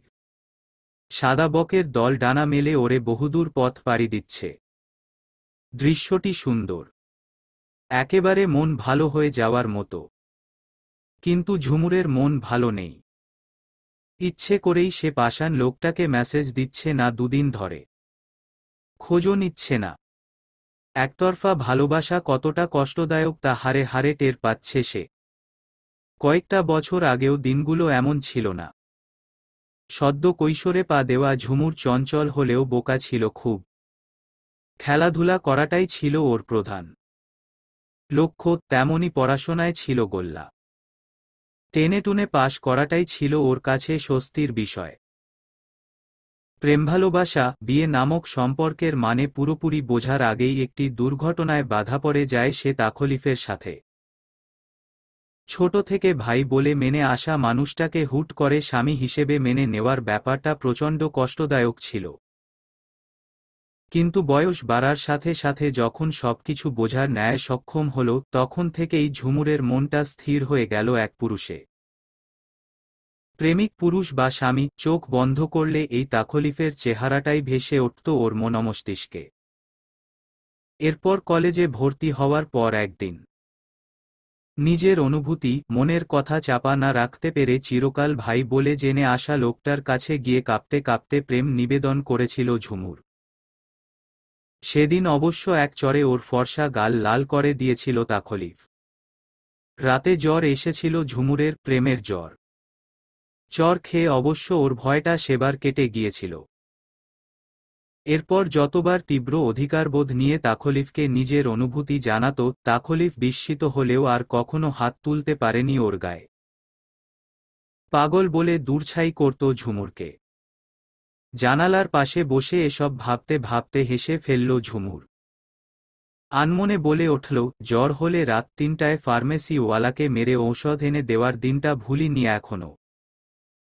তিথি যেদিন অজ্ঞান হয়ে গেছিল সেদিন তো এমন করেননি। এরপরেও বলেন, বউ ভাবি না। মিথ্যুক। বৃষ্টি শুরু হয়েছে বাইরে। ঝুমুরে লোভ হলো বৃষ্টিতে ভেজার। মাথার ওড়না ঠিকঠাক করে মায়ের চোখ ফাঁকি দিয়ে চুপিসারে ছাদে চলে এলো সে। পাখি বেগম দেখতে পেলে অবশ্য ওকে উত্তম মধ্যম দিত। অফিস থেকে ফিরে চেঞ্জ করে ছাদে এসেছিল তাখলিফ। কালচে অন্ধকার আকাশ আর বৃষ্টি ভেজা কামিনীর সুঘ্রাণ তার বড়ই প্রিয়। ছাউনির নিচে বসে কফি খেতে খেতে ঝরে পড়া বৃষ্টির ফোঁটা উপভোগ করছিল সে। তখনই গেইটের কাছে শব্দ হল। ভ্রুকুচকে সেদিকে তাকাতেই দেখল ওড়না দিয়ে মাথা ঢাকা নারীমূর্তিটিকে। চারপাশের টিমটিম হলদে আলোয় অবশ্য চিনতে ভুল হল না ওর। এই মানবীকে খেকিয়ে ওঠে বলল, মাথা খারাপ হয়েছে তোর? এই অসময়ে এখানে কি করছিস? ভয় পেয়ে প্রায় লাফিয়ে উঠল ঝুমুর। ভয়ার্ত চোখে পিছনে তাকাতেই লম্বা চওড়া দেহের তাখলিফকে নজরে পড়ল ওর। ধরা পড়ে ২ মিনিট স্তব্ধ হয়ে দাঁড়িয়ে রইল ও। তাখলিফ হনহন কাছে এসে টেনে ছাদ থেকে বের করে দিতে দিতে ধমকে বলল, বৃষ্টিতে ভিজে জ্বর বাঁধানোর মতলব জানাম। সিঁড়িঘরের হলদে আলোয় ঝুমুক তখন তাখলিফকে হতভম্ব করে দিয়ে জাপটে ধরল ওকে। কথা না বলার প্রতিজ্ঞা ভুলে দুপাশে মাথা নেড়ে বলল, না, যাব না। তাখলিফ ওর কাণ্ডে বিস্ময়াভূত হয়ে ছাড়ানোর চেষ্টা করে বলল, দিন দিন নির্লজ্জ হচ্ছিস। ছি ছি, বেহায়া মেয়ে, একটুও লজ্জা নেই। ঝুমুর নির্বিকার কণ্ঠে বলল, আপনার জন্য বেহায়া হয়েছি। আপনিও ছি ছি ভাগীদার। তাখলিফের ইচ্ছে করল এক থাপ্পড়ে এই মেয়ের সব আক্কেল জ্ঞানহীনতা মনে করিয়ে দিতে। ও দূরছাই করে এক ঝটকায় ওকে সরিয়ে দিল। ঝুমুর নির্লিপ্ততা ভঙ্গিতে করা চাহনি নিক্ষেপ করে ছাদে চলে গেল। বৃষ্টিতে ভিজতে লাগল। আবছা অন্ধকারে ওর একটুও ভয় করল না, তাখলিফ সেখানেই ঠাই দাঁড়িয়ে থাকল। কাছে গেলে আবার না জাপটে ধরে এই দ্বিধাবোধ থেকেই সে আর গেল না। মনে মনে 101টা গালি আওড়ে বলল, শালা, শান্তিতে মরতেও দিবি না তুই। কিন্তু পরক্ষণেই চুপ হয়ে গেল। বৃষ্টির এই সন্ধেতে লাশসময় ঝুমুরকে দেখতে ওর মনের কোণে কোথাও একটা ভালোলাগা জ্বলে উঠলেও দপ করে নিভিয়ে ফেলল সে নিজেই। মাথা থেকে সব ঝেড়ে ফেলে এক প্রকার জোর করেই ঝুমুরকে টেনে সরিয়ে আনল। তবে সিঁড়িঘরে আসতেই দেখতে পেল পাখি বেগম অবাক। বৃষ্টির এই সন্ধেতে লাশসময় ঝুমুরকে দেখতে মনের কোণে কোথাও একটা ভালোলাগা জ্বলে উঠলেও দপ করে নিভিয়ে ফেলল তাখলিফ। মাথা থেকে সব চিন্তা ঝেড়ে ফেলে এক প্রকার জোর করেই ঝুমুরকে টেনে সরিয়ে আনল। তবে সিঁড়িঘরে আসতেই দেখতে পেল পাখি বেগম অবাক দৃষ্টিতে তাকিয়ে আছে দুজনের দিকে। পাখি বেগমকে দেখে অস্বস্তিতে পড়ে গেল দুজনেই। তাখলিফ ঝুমুরের হাতটা আলগোছে ছেড়ে দিল। মা আবার উল্টাপাল্টা কিছু ভেবে তাখলিফকে না আবার ভুল বুঝে সেই চিন্তা হল ঝুমুরের। উপস্থিত বুদ্ধি ওর নিতান্তই কম। তাই কি বলে ব্যাপারটাকে সামাল দেবে তার আগেই পাখি বেগম রুক্ষ স্বরে জিজ্ঞেস করলেন, এখানে কি হচ্ছে? তাখলিফ স্থির হয়ে দাঁড়াল। প্রশ্নটা কার উদ্দেশ্যে করেছে সেটা বোঝা যাচ্ছে না, তবে সে নিজেই জবাব দিল, আপনার মেয়ে কথা শুনছে না। ছাদে এসে দেখি এই বৃষ্টিতে ভিজছে। আমি বারণ করাই কথাই শুনছিল না, নিয়ে যান তো বেয়াদবটাকে, গেইটে তালা দেব। পাখি বেগম ঝুমুরের দিকে ভ্রু কুঁচকে তাকালেন। ঝুমুর বোকা হেসে বলল, একটু ভিজছিলাম। দেখো না, জ্বর বাঁধালে দেখিস শুধু কি করি, এক্ষুনি নেমে ঘরে আয়। কড়াকণ্ঠে মেয়েকে শাসন করে পাখি বেগম সিঁড়ি বেয়ে নিচে চলে গেলেন। ঝুমুর হাফ ছেড়ে তাখলিফের দিকে তাকাল। ও শক্ত মুখভঙ্গি করে দাঁড়িয়ে আছে, কপালে ভাঁজ, চোখে একরাশ বিরক্তি, অদ্ভুত সুন্দর। আচমকা ঝুমুরের লোভী মনটাতে দুষ্টবুদ্ধি উকি দিল। তাখলিফকে অবাক করে নিজের দুপা উঁচু করে ফট করে ওর গালে ঠোঁট ছুঁয়ে এক দৌড়ে পালাতে গেল। তবে নামতে গিয়ে হলো আরেক বিপদ। ভেজা সিঁড়িতে টাল সামলাতে না পেরে পা পিছলে পড়ে গেল। সাথে সাথেই ব্যথা পেয়ে আর্তনাদ করে উঠল। চিৎকার শুনে পাখি বেগম, প্রমীলা, শামসুল হক হন্তদন্ত হয়ে ছুটে এলেন। পা নাড়াতে পারছে না ঝুমুর, নীল হয়ে গেছে গোড়ালি। পাখি বেগম এসেই বকাঝকা শুরু করলেন। এদিকে মেয়ের অবস্থা দেখে শামসুল হক বুঝতে পারলেন পা মচকে গেছে। ঝুমুর ব্যথায় কাঁদতে কাঁদতে মূর্ছা গেল। সকলে ধরাধরি করে ওকে ঘরে নিয়ে গেল। এদিকে সিঁড়িঘরে হতভম্ব হয়ে গালে হাত দিয়ে ঠাই দাঁড়িয়ে থাকল তাখলিফ। ঝুমুরের এই আকস্মিক চুমুটি কিছুতেই মাথা থেকে বেরুচ্ছে না ওর। হুট করে এত সাহস কি করে হলো মেয়েটার মধ্যে? তাখলিফ কিছু ভাবতে পারল না। পরে কি ভেবে যেন দোতলায় গেল। সাজেদা বেগমের সাথে কথা বলার ফাঁকে একবার দেখতে গেল ঝুমুরকে। নীল রঙের ড্রিম লাইটের আলোতে ওর ঘরটা ভীষণ অদ্ভুত লাগছিল। তাখলিফ এই হাতে গোনা কোবার এসেছে এই ঘরে, তাও খুব গুরুত্বপূর্ণ সময়ে। ঝুমুর বিছানায় বসে পা ধরে মৃদু শব্দে ব্যথায় কাতরাচ্ছিল। তাখলিফের আগমন তখনও টের পায়নি। যখনই ঘর আলোকিত হয়ে উঠল বিরক্তি নিয়েই ও বলে উঠল, আলোটা প্লিজ অফ করো মা। তাখলিফ কপাল কুঁচকে সরু চোখে কিছুক্ষণ চেয়ে থেকে জিজ্ঞেস করল, ব্যথা পেয়েছিস পায়ে? আলোতে কি সমস্যা? ঝুমুর হতচকিত হয়ে মুখ তুলে চাইল। সামনে দাঁড়ানো মানুষটাকে দেখে ঠোঁট দুটো আপনা আপনি হা হয়ে গেল।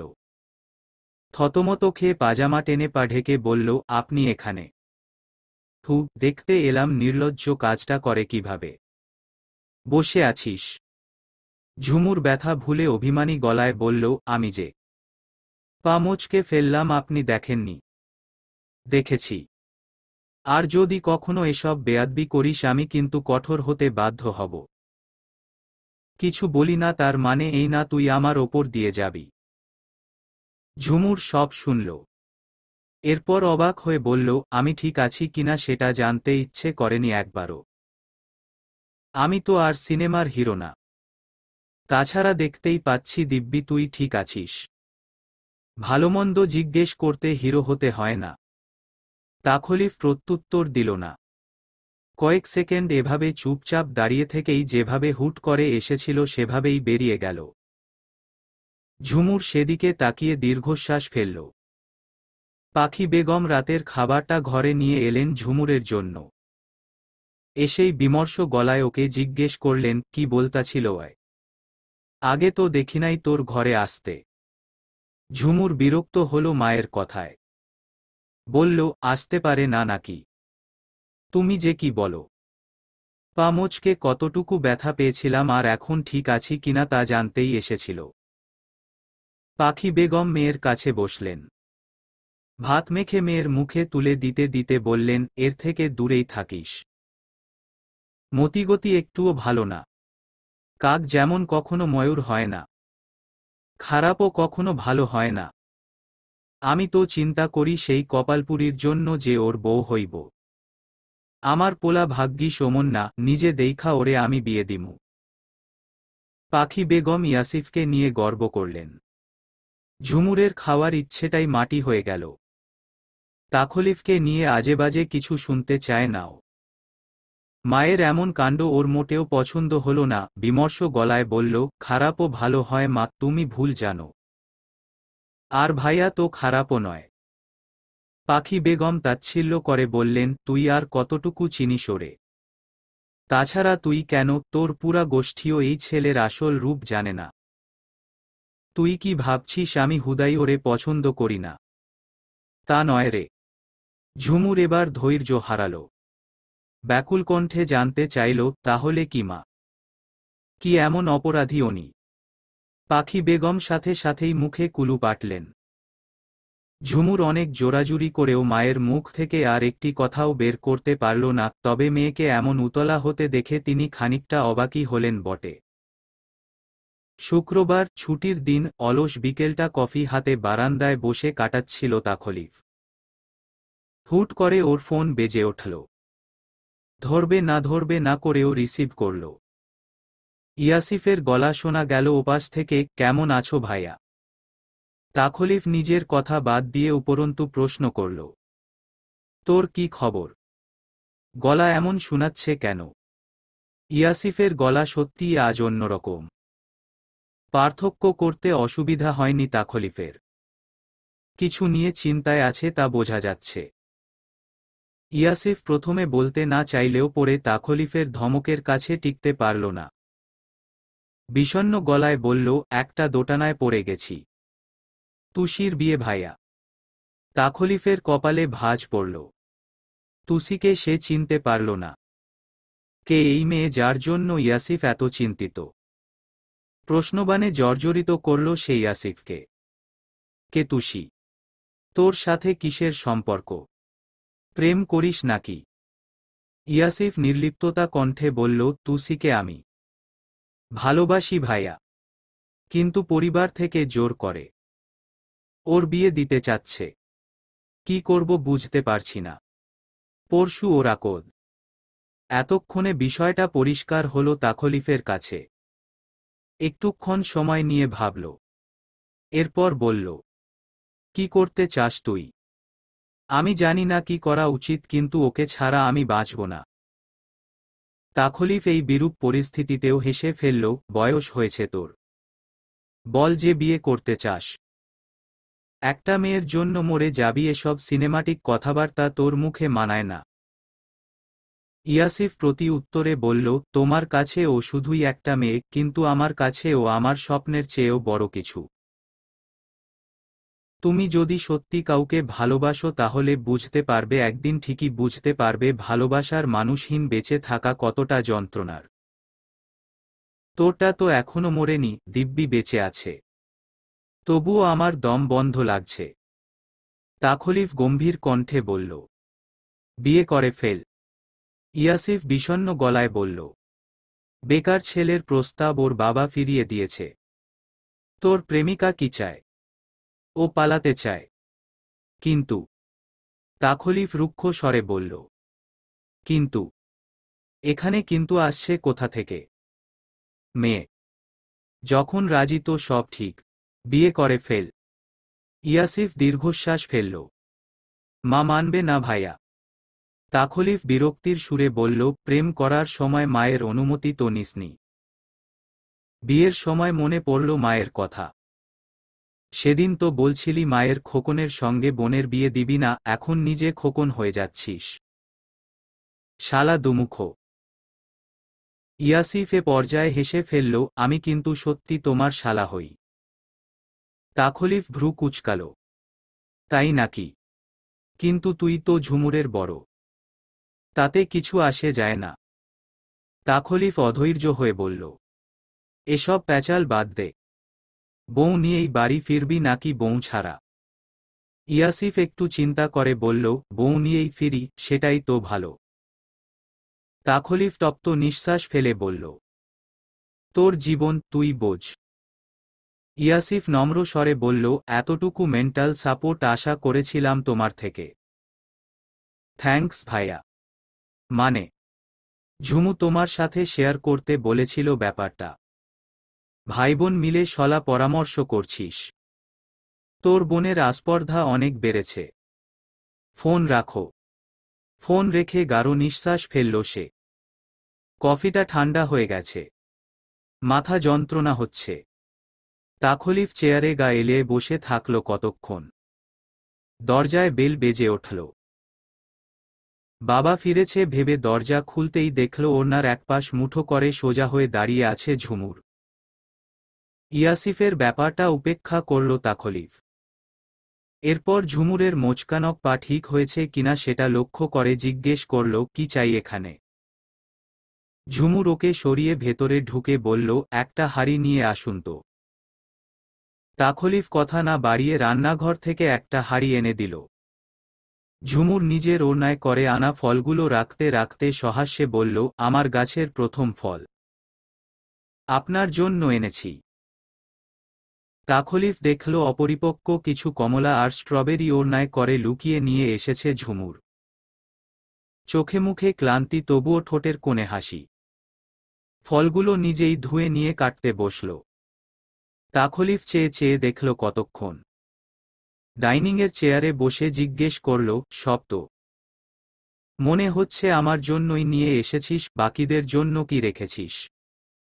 ঝুমুর অকপটে উত্তর দিল, পরের বার যদি বেশি ফলন হয় তখন ওরা খাবে, কিন্তু এবার তো প্রথম।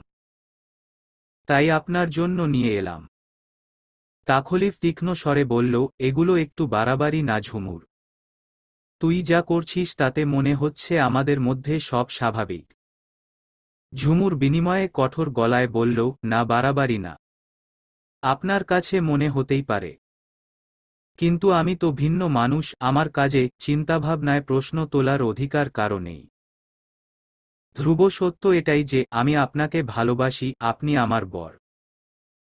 সব স্বাভাবিক থাকুক না থাকুক এরও বেশি কিছুর প্রতি আমার কোনো আগ্রহ নেই। তাখলিফ বিড়বিড় করে বলল, এর মাথাটা পুরোই গেছে। ভাবতে পারছে না সবাই যখন সত্যিটা জানবে তখন এর জন্য ও কতটা ভুগবে। দরজার সামনে ইয়াসিফকে বউ নিয়ে দাঁড়িয়ে থাকতে দেখতে পাখি বেগম মূর্ছা গেলেন। দরজা খুলে ইয়াসিফকে বউ নিয়ে দাঁড়িয়ে থাকতে দেখতে পাখি বেগম মূর্ছা গেলেন। বাড়ির সবাই ইয়াসিফের কাণ্ড দেখে হতভম্ব হয়ে দাঁড়িয়েছিল। পাখি বেগমের এ অবস্থা দেখে ধরাধরি করে সকলে ভেতরে নিয়ে গেল। মাথায় পানি ঢালতে ঢালতে হুঁশ ফিরিয়ে আনতেই পাখি বেগম হা হুতাশ করে কেঁদে ওঠে বললেন, আমার শিক্ষায় কি ভুল আছিল যে পোলা মাবাপ বাদ দিয়া কেমনে এই কামডা করত পারল? ও আল্লাহ, তুমি কি দিন দেখাইলা? বলে চিৎকার করে কাঁদতে থাকলেন। বসার ঘরে ইয়াসিফ তুসিকে নিয়ে বসেছিল। মায়ের হুঁশ ফিরেছে শুনেই একছুটে ঘরে গেল। অপরাধী চোখমুখ নিয়ে মায়ের পায়ের কাছে বসে অকপটে বলল, আমি তুসিকে ভালোবাসি আম্মা। সমস্যায় পড়ে এই কাজটা করতে হলো, নয়তো আপনাদের সবাইকে মানিয়ে নিয়েই করতাম।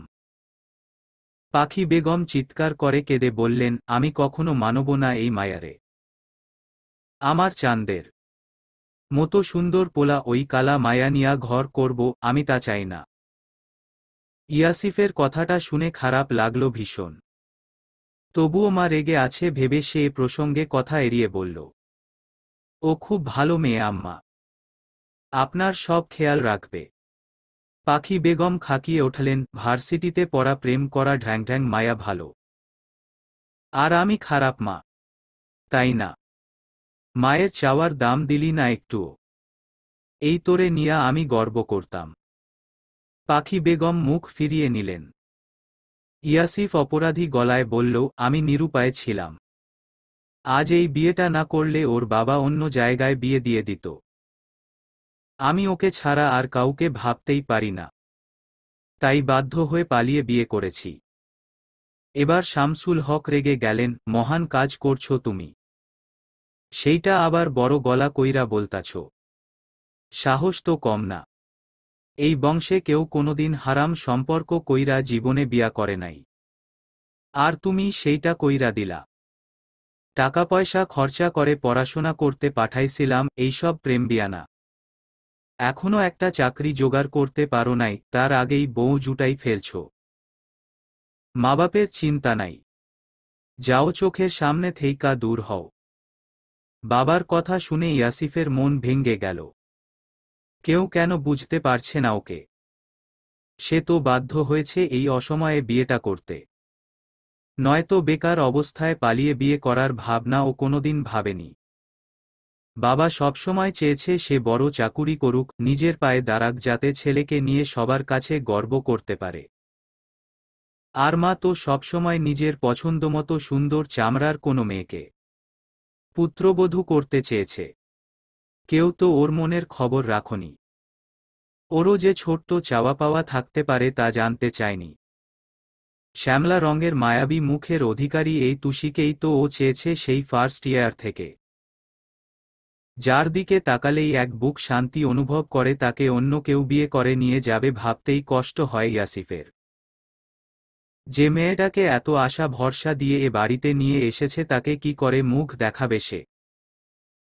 মেয়েটা নিজের সব ছেড়ে ছুড়ে ইউএসএ স্যাটেল হওয়া পাত্র ছেড়ে ওর ভরসাতেই তো বাড়ি ছেড়েছে।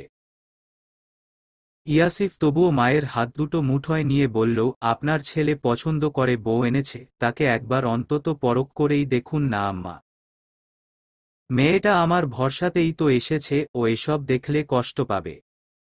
আমার মুখটা ছোট করে দিয়েন না ওর কাছে। পাখি বেগম হাত ছাড়িয়ে নিয়ে হায় হায় করে স্বামীকে উদ্দেশ্য করে বললেন, দেখছেন ইয়াসিফের আব্বা, এই কালনাগিনী দুদিনেই মাথা খায়া নিশে আমার ভালা পোলাডার। মায়ের কথা না ভাইবা সে বউয়ের কষ্টের কথা ভাবতেছে, এই দিন দেখার লাগি পোলা বড় করছিলাম বলে ডুকরে কেঁদে ওঠলেন। বাড়ির সকলে চুপ। বসার ঘরে তুষি বসে কাঁদছে, তাকে সান্ত্বনা দিচ্ছে ঝুমুর, নিশিতিথি। সাজেদা বেগম এতক্ষণ চুপ থাকলেও এবার কথা বলে ওঠলেন, মেজবু তুমি আর রাগারাগি কইরো না, পোলাডা না হয় একটা ভুল কইরাই ফালাইছে। এখন রাগটাগ বাদ দিয়া সমাধানের পথে আসো। পাখি বেগম চোখ মুছে দৃঢ় স্বরে বললেন, কিসের সমাধান? এই বউ আমি জীবনেও মানমু না। হয় এই কালা বউ নিয়া ভাত খাইব, নয়তো মায়ের কথা শুনব। সাজেদা বেগম বিরক্ত হয়ে বললেন, নাটক সিনেমা বাদ দেও বউ। ছোট ছোট পোলামায়া ওরা, বিয়াই তো করছে, অপরাধ তো না। আর যার যার পছন্দ তার তার। আমার নাতি যদি এই বউ নিয়া সুখে থাকে, তাইলে আমাগো কি? তোমার পছন্দ দিয়া তো ওগো কাজ নাই। শাশুড়ির কথা শুনে পাখি বেগম তেলেবেগুনে জ্বলে ওঠলেন, মাছেলের মধ্যে আপনি আসবেন না আম্মা। আপনার কাজই সবসময় কথার মাঝে ঢুইকা ভেজাল লাগানো। আমার পোলারে শাসনবারণ করার অধিকার নিশ্চয়ই আমারও আছে। আপনি দাদি হইয়া মাপোলার সব কাজে নাক গলাইয়েন না। সাজেদা বেগম বাকরুদ্ধ হয়ে গেলেন পুত্রবধূর কথা শুনে। অপমানিত বোধ করলেন তিনি। শামসুল হক স্ত্রীকে ধমক দিলেন মায়ের সঙ্গে এভাবে কথা বলায়। পাখি বেগম তা কানে না তুলে অপ্রাসঙ্গিক কথাবার্তা বলতেই থাকলেন। প্রমীলা এসে তাকে বুঝো দিতে চাইলেও তিনি তার কথায় অটল। শামসুল হকও ছেলের কাজে ভীষণ মর্মাহত হয়েছেন। খুব রেগে আছেন তিনি। সব মিলিয়ে নিরিবিলি বাড়ির দোতলায় প্রলয় ঘটে যাচ্ছে। আর এসবের জন্য তুষি নিজেকেই দায়ী করছে। ইয়াসিফ মা বাবাকে বিভিন্নভাবে বোঝানোর চেষ্টা করতে লাগলেও তা কোনো কাজে দিল না। পাখি বেগমের এক কথা, এই কালো বউকে যে কোনো মূল্যে তালাক দিতেই হবে। ইয়াসিফ পড়ল বিপাকে। মাথা ব্যথা শুরু হয়ে গেল ওর। মনের সাথে যুদ্ধ করে মাকে বলল, মানুষের চরিত্র যদি ঠিক থাকে গায়ের রঙে কিচ্ছু এসে যায় না আম্মা। আপনি কালো বলে ওকে দূরে ঠেলে দিচ্ছেন, যেটা নিতান্তই হাস্যকর যুক্তি। আমার কাছে ও পৃথিবীর শ্রেষ্ঠ সুন্দরীর একজন। আপনি যদি মানেন ভালো নয় তো আমার কিছুই করার নেই। আমি অন্য ব্যবস্থা নিতে বাধ্য হব। পাখি বেগম কানে হাতচাপা দিয়ে আর্তনাদ করে ওঠে বলল, আল্লাহ গো, এই দিন দেখার লাগি পোলা বড় করছিলাম। আমি আর নিতে পারতেছি না এইসব। এই পোলায় কয় কি? শামসুল হক ক্ষুব্ধ কণ্ঠে বললেন, হুমকি দেওয়া শিখেছ? বাহ, এতই যখন মুরদ যাও বাড়ি থেকে বেরিয়ে রাস্তায় যাও। তোমার মতো সন্তানের দরকার নাই। দেখি কে হাতখরচা দেয়।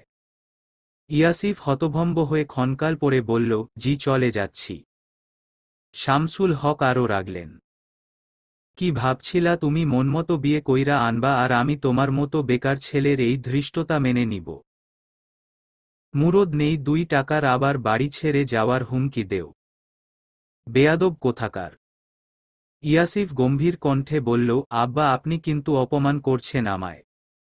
বেশ করছি। আর তুমি কি করছো? বংশের মুখে চুনকালি লাগাইছ। মা বাবার আহাজারি চেঁচামেচিতে ইয়াসিফের ধৈর্যের বাঁধ ফুরিয়ে আসল। একসময় প্রচণ্ড অভিমানে না পেরে বলেই ফেলল, সবসময় সবকিছু মানুষের ওপর চাপায় দিয়েন না আব্বা। বলতে বাধ্য হচ্ছি, ঝিনুকের বিয়েটাও আপনারা ওর মতের বিরুদ্ধে জোর করে দিয়েছেন। কি হলো? শহুরে মেয়ে গ্রামে গিয়ে হাতপা পুড়িয়ে রান্না করে 101 মানুষের জন্য। পান থেকে চুন খসলেই কথা শোনে। এত ব্রিলিয়ান্ট একটা মেয়ে সে না করতে পেরেছে পড়াশোনা, না চাকরি। সারাদিন কলুর বলদের মতো সেবারানি বানিয়ে পাঠাইছেন ওরে।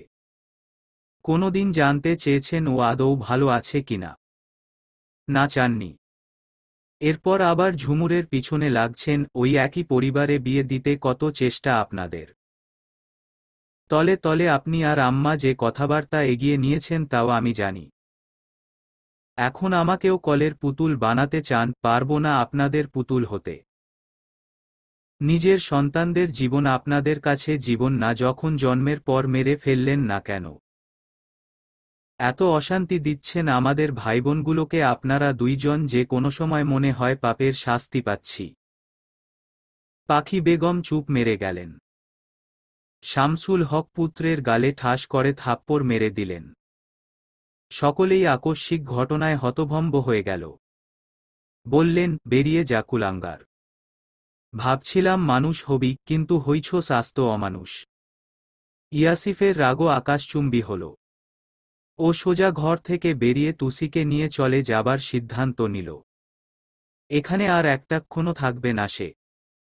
ঝুমুররা এসে ওদের আটকাতে চাইল, কিন্তু ইয়াসিফ তুসিকে নিয়ে বেরিয়ে এলো। জানে না কোথায় যাবে, কিন্তু এই জায়গায় আর নয়। ভেতর থেকে পাখি বেগমের চিৎকার চেঁচামেচি আর শামসুল হকের বকাঝকা শোনা যাচ্ছে। বাড়ির বাইরে পা রাখতেই তাখলিফকে দেখা গেল। রিকশা থেকে নামছে সে। অফিস থেকে ফিরেছে মাত্র। ইয়াসিফকে এমন অবস্থায় দেখে কিছুক্ষণ থ মেরে দাঁড়িয়ে ঘটনা বোঝার চেষ্টা করল। তুসিকে দেখে ভ্রু কুঁচকে জিজ্ঞেস করল সে ইয়াসিফকে, বিয়ে তাহলে করেই ফেলেছিস?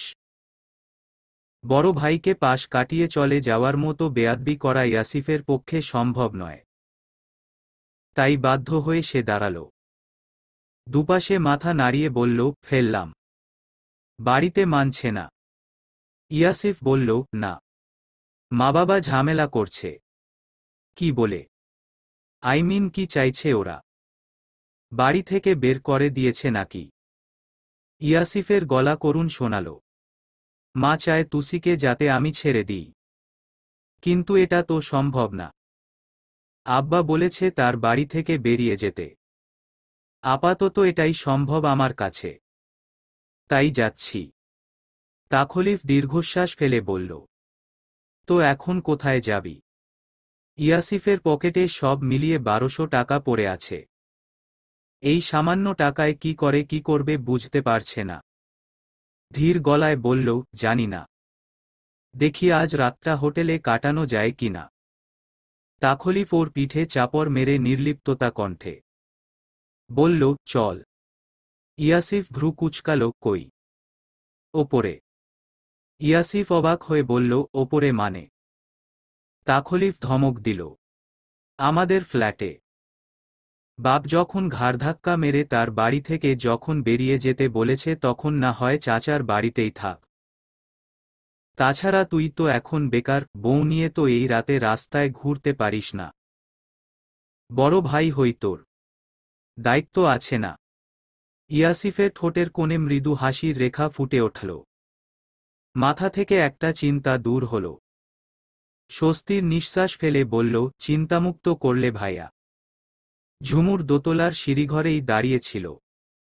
ওর ভীষণ কান্না পাচ্ছে। মা বাবা কেন এমন করে বুঝে পায় না ও।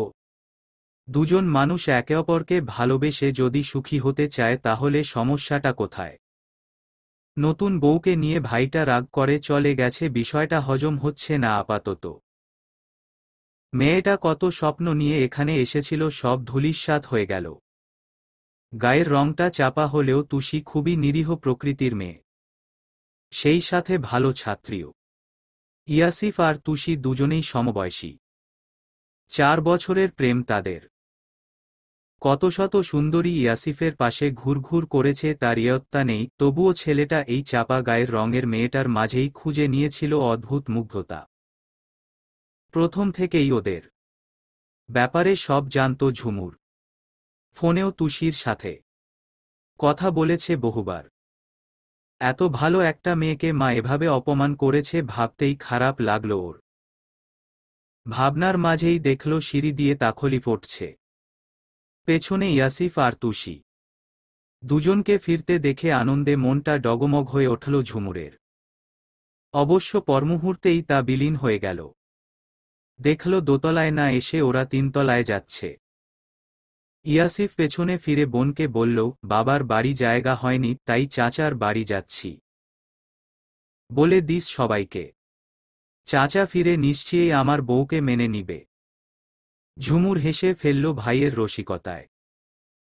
বড় চাচা বাড়ি থাকলে আজকের এসব চিৎকার চেঁচামেচি কোনোটাই হতো না। ও এক ছুটে ভেতরে গিয়ে নিশিতিথিকে খবরটা দিতেই ওরা খুশি হয়ে বলল, ওদের জন্য আমরা বাসরঘর সাজাই না আপু? Please please. ঝুমুর মুখ ভার করে বলল, দেখিস না বাড়ির সবার কি অবস্থা, জানতে পারলে কেলাবে। নিশি বরাবরই একটু সাহসী। সে বলল, ধুর বাদ দাও তো আপু, ভাইয়াকে বলো গিয়ে, সে ব্যবস্থা করে দেবে। ঝুমুর আর্ষ্ট বোধ করল। সে তাখলিফকে জীবনেও এসব বলতে পারবে না। অগত্যা বাড়ির সবার চোখ এড়িয়ে নিশিতিথিরাই গিয়ে জোরাজুরি করল ওকে। তাখলিফ ঘর সাজানোর ফুলের ব্যবস্থা করে দিল। ওদের ফ্ল্যাটে 4টা কক্ষ, সেখান থেকে একটা কক্ষ তুষি আর ইয়াসিফকে দেওয়া হল। ঝুমুররা খাট সাজিয়ে দিল ফুল দিয়ে। তাখলিফ বাবাকে ফোন দিয়ে সমস্ত কিছু জানিয়ে বাইরে থেকে খাবার অর্ডার করল। তুষি কান্নার চোটে কিছুই প্রায় খেতে পারল না। ইয়াসিফ অসহায় বোধ করল তা দেখে, সকলের সামনে সান্ত্বনাও দিতে পারছে না মেয়েটাকে। তাখলিফ তা বুঝতে পেরে ওঠে বারান্দায় চলে গেল। সকলে মিলে তুষির কান্না থামানোর চেষ্টা করল। একটা সময় ঝুমুরও ওঠে বারান্দায় গিয়ে দাঁড়াল। ঘাড় ফিরিয়ে ওকে এক পলক দেখেই তাখলিফ জিজ্ঞেস করল, কান্নাকাটি বন্ধ করেছে? ঝুমুর শুকনো মুখে বলল, হুম। তাখলিফ সোজা হয়ে দাঁড়াল। তোর আবার কি হল? ঝুমুর চিন্তিত স্বরে বলল, আজ যা হলো। ভাবছি আমাদের বিয়ের খবর জানতে পারলে কি হবে। তাখলিফ তাচ্ছিল্য করে হেসে বলল, কি আর হবে? তোকে জুতাপেটা করবে, আমাকে অপরাধী বানিয়ে পুলিশে দেবে। আমার জীবনটা ছারখার হয়ে যাবে। তোকে আবার অন্য জায়গায় বিয়ে দেবে। তোর তো আবার সাদা চামড়া, বিয়ের বাজারে অনেক মূল্য হবে। তোর মা-বাপ মনমতো পাত্রের সাথে বিয়ে দিয়ে দুশ্চিন্তা মুক্ত হবে। ঝুমুর কল্পনা করেই ভয়ার্ত চোখে তাকাল। এরপর হাসার চেষ্টা করে বলল, না, এমনটা হবে না। তাখলিফ নির্বিকার স্বরে বলল, এমনটাই হবে। সেদিন আর দূরে নয়। আমি বাবা জেলে যেতে চাই না, তাই এসব ফাঁস করা নিয়ে মাথা ব্যথা নেই। অবশ্য তুই আমাকে জেলের ভাত খাওয়াতে চাইলে পুরো পৃথিবীকে জানিয়ে দিতেই পারিস। ঝুমুর বিরক্ত হয়ে বলল, সবসময় বাজে কথা আপনার। শুনুন, প্রথমে সবাই অমন রাগটাগ করে, পরে ঠিকই মেনে নেয়। আমাদেরটাও তাই হবে। তাখলিফ ঝমুরের সামনে এসে ওর দিকে তাকিয়ে দৃঢ় স্বরে বলল, না, হবে না। গল্প অপ্রিয় রঙ্গনা। লেখনীতে ইশরাত জাহান ফারিয়া। সূচনা পর্ব।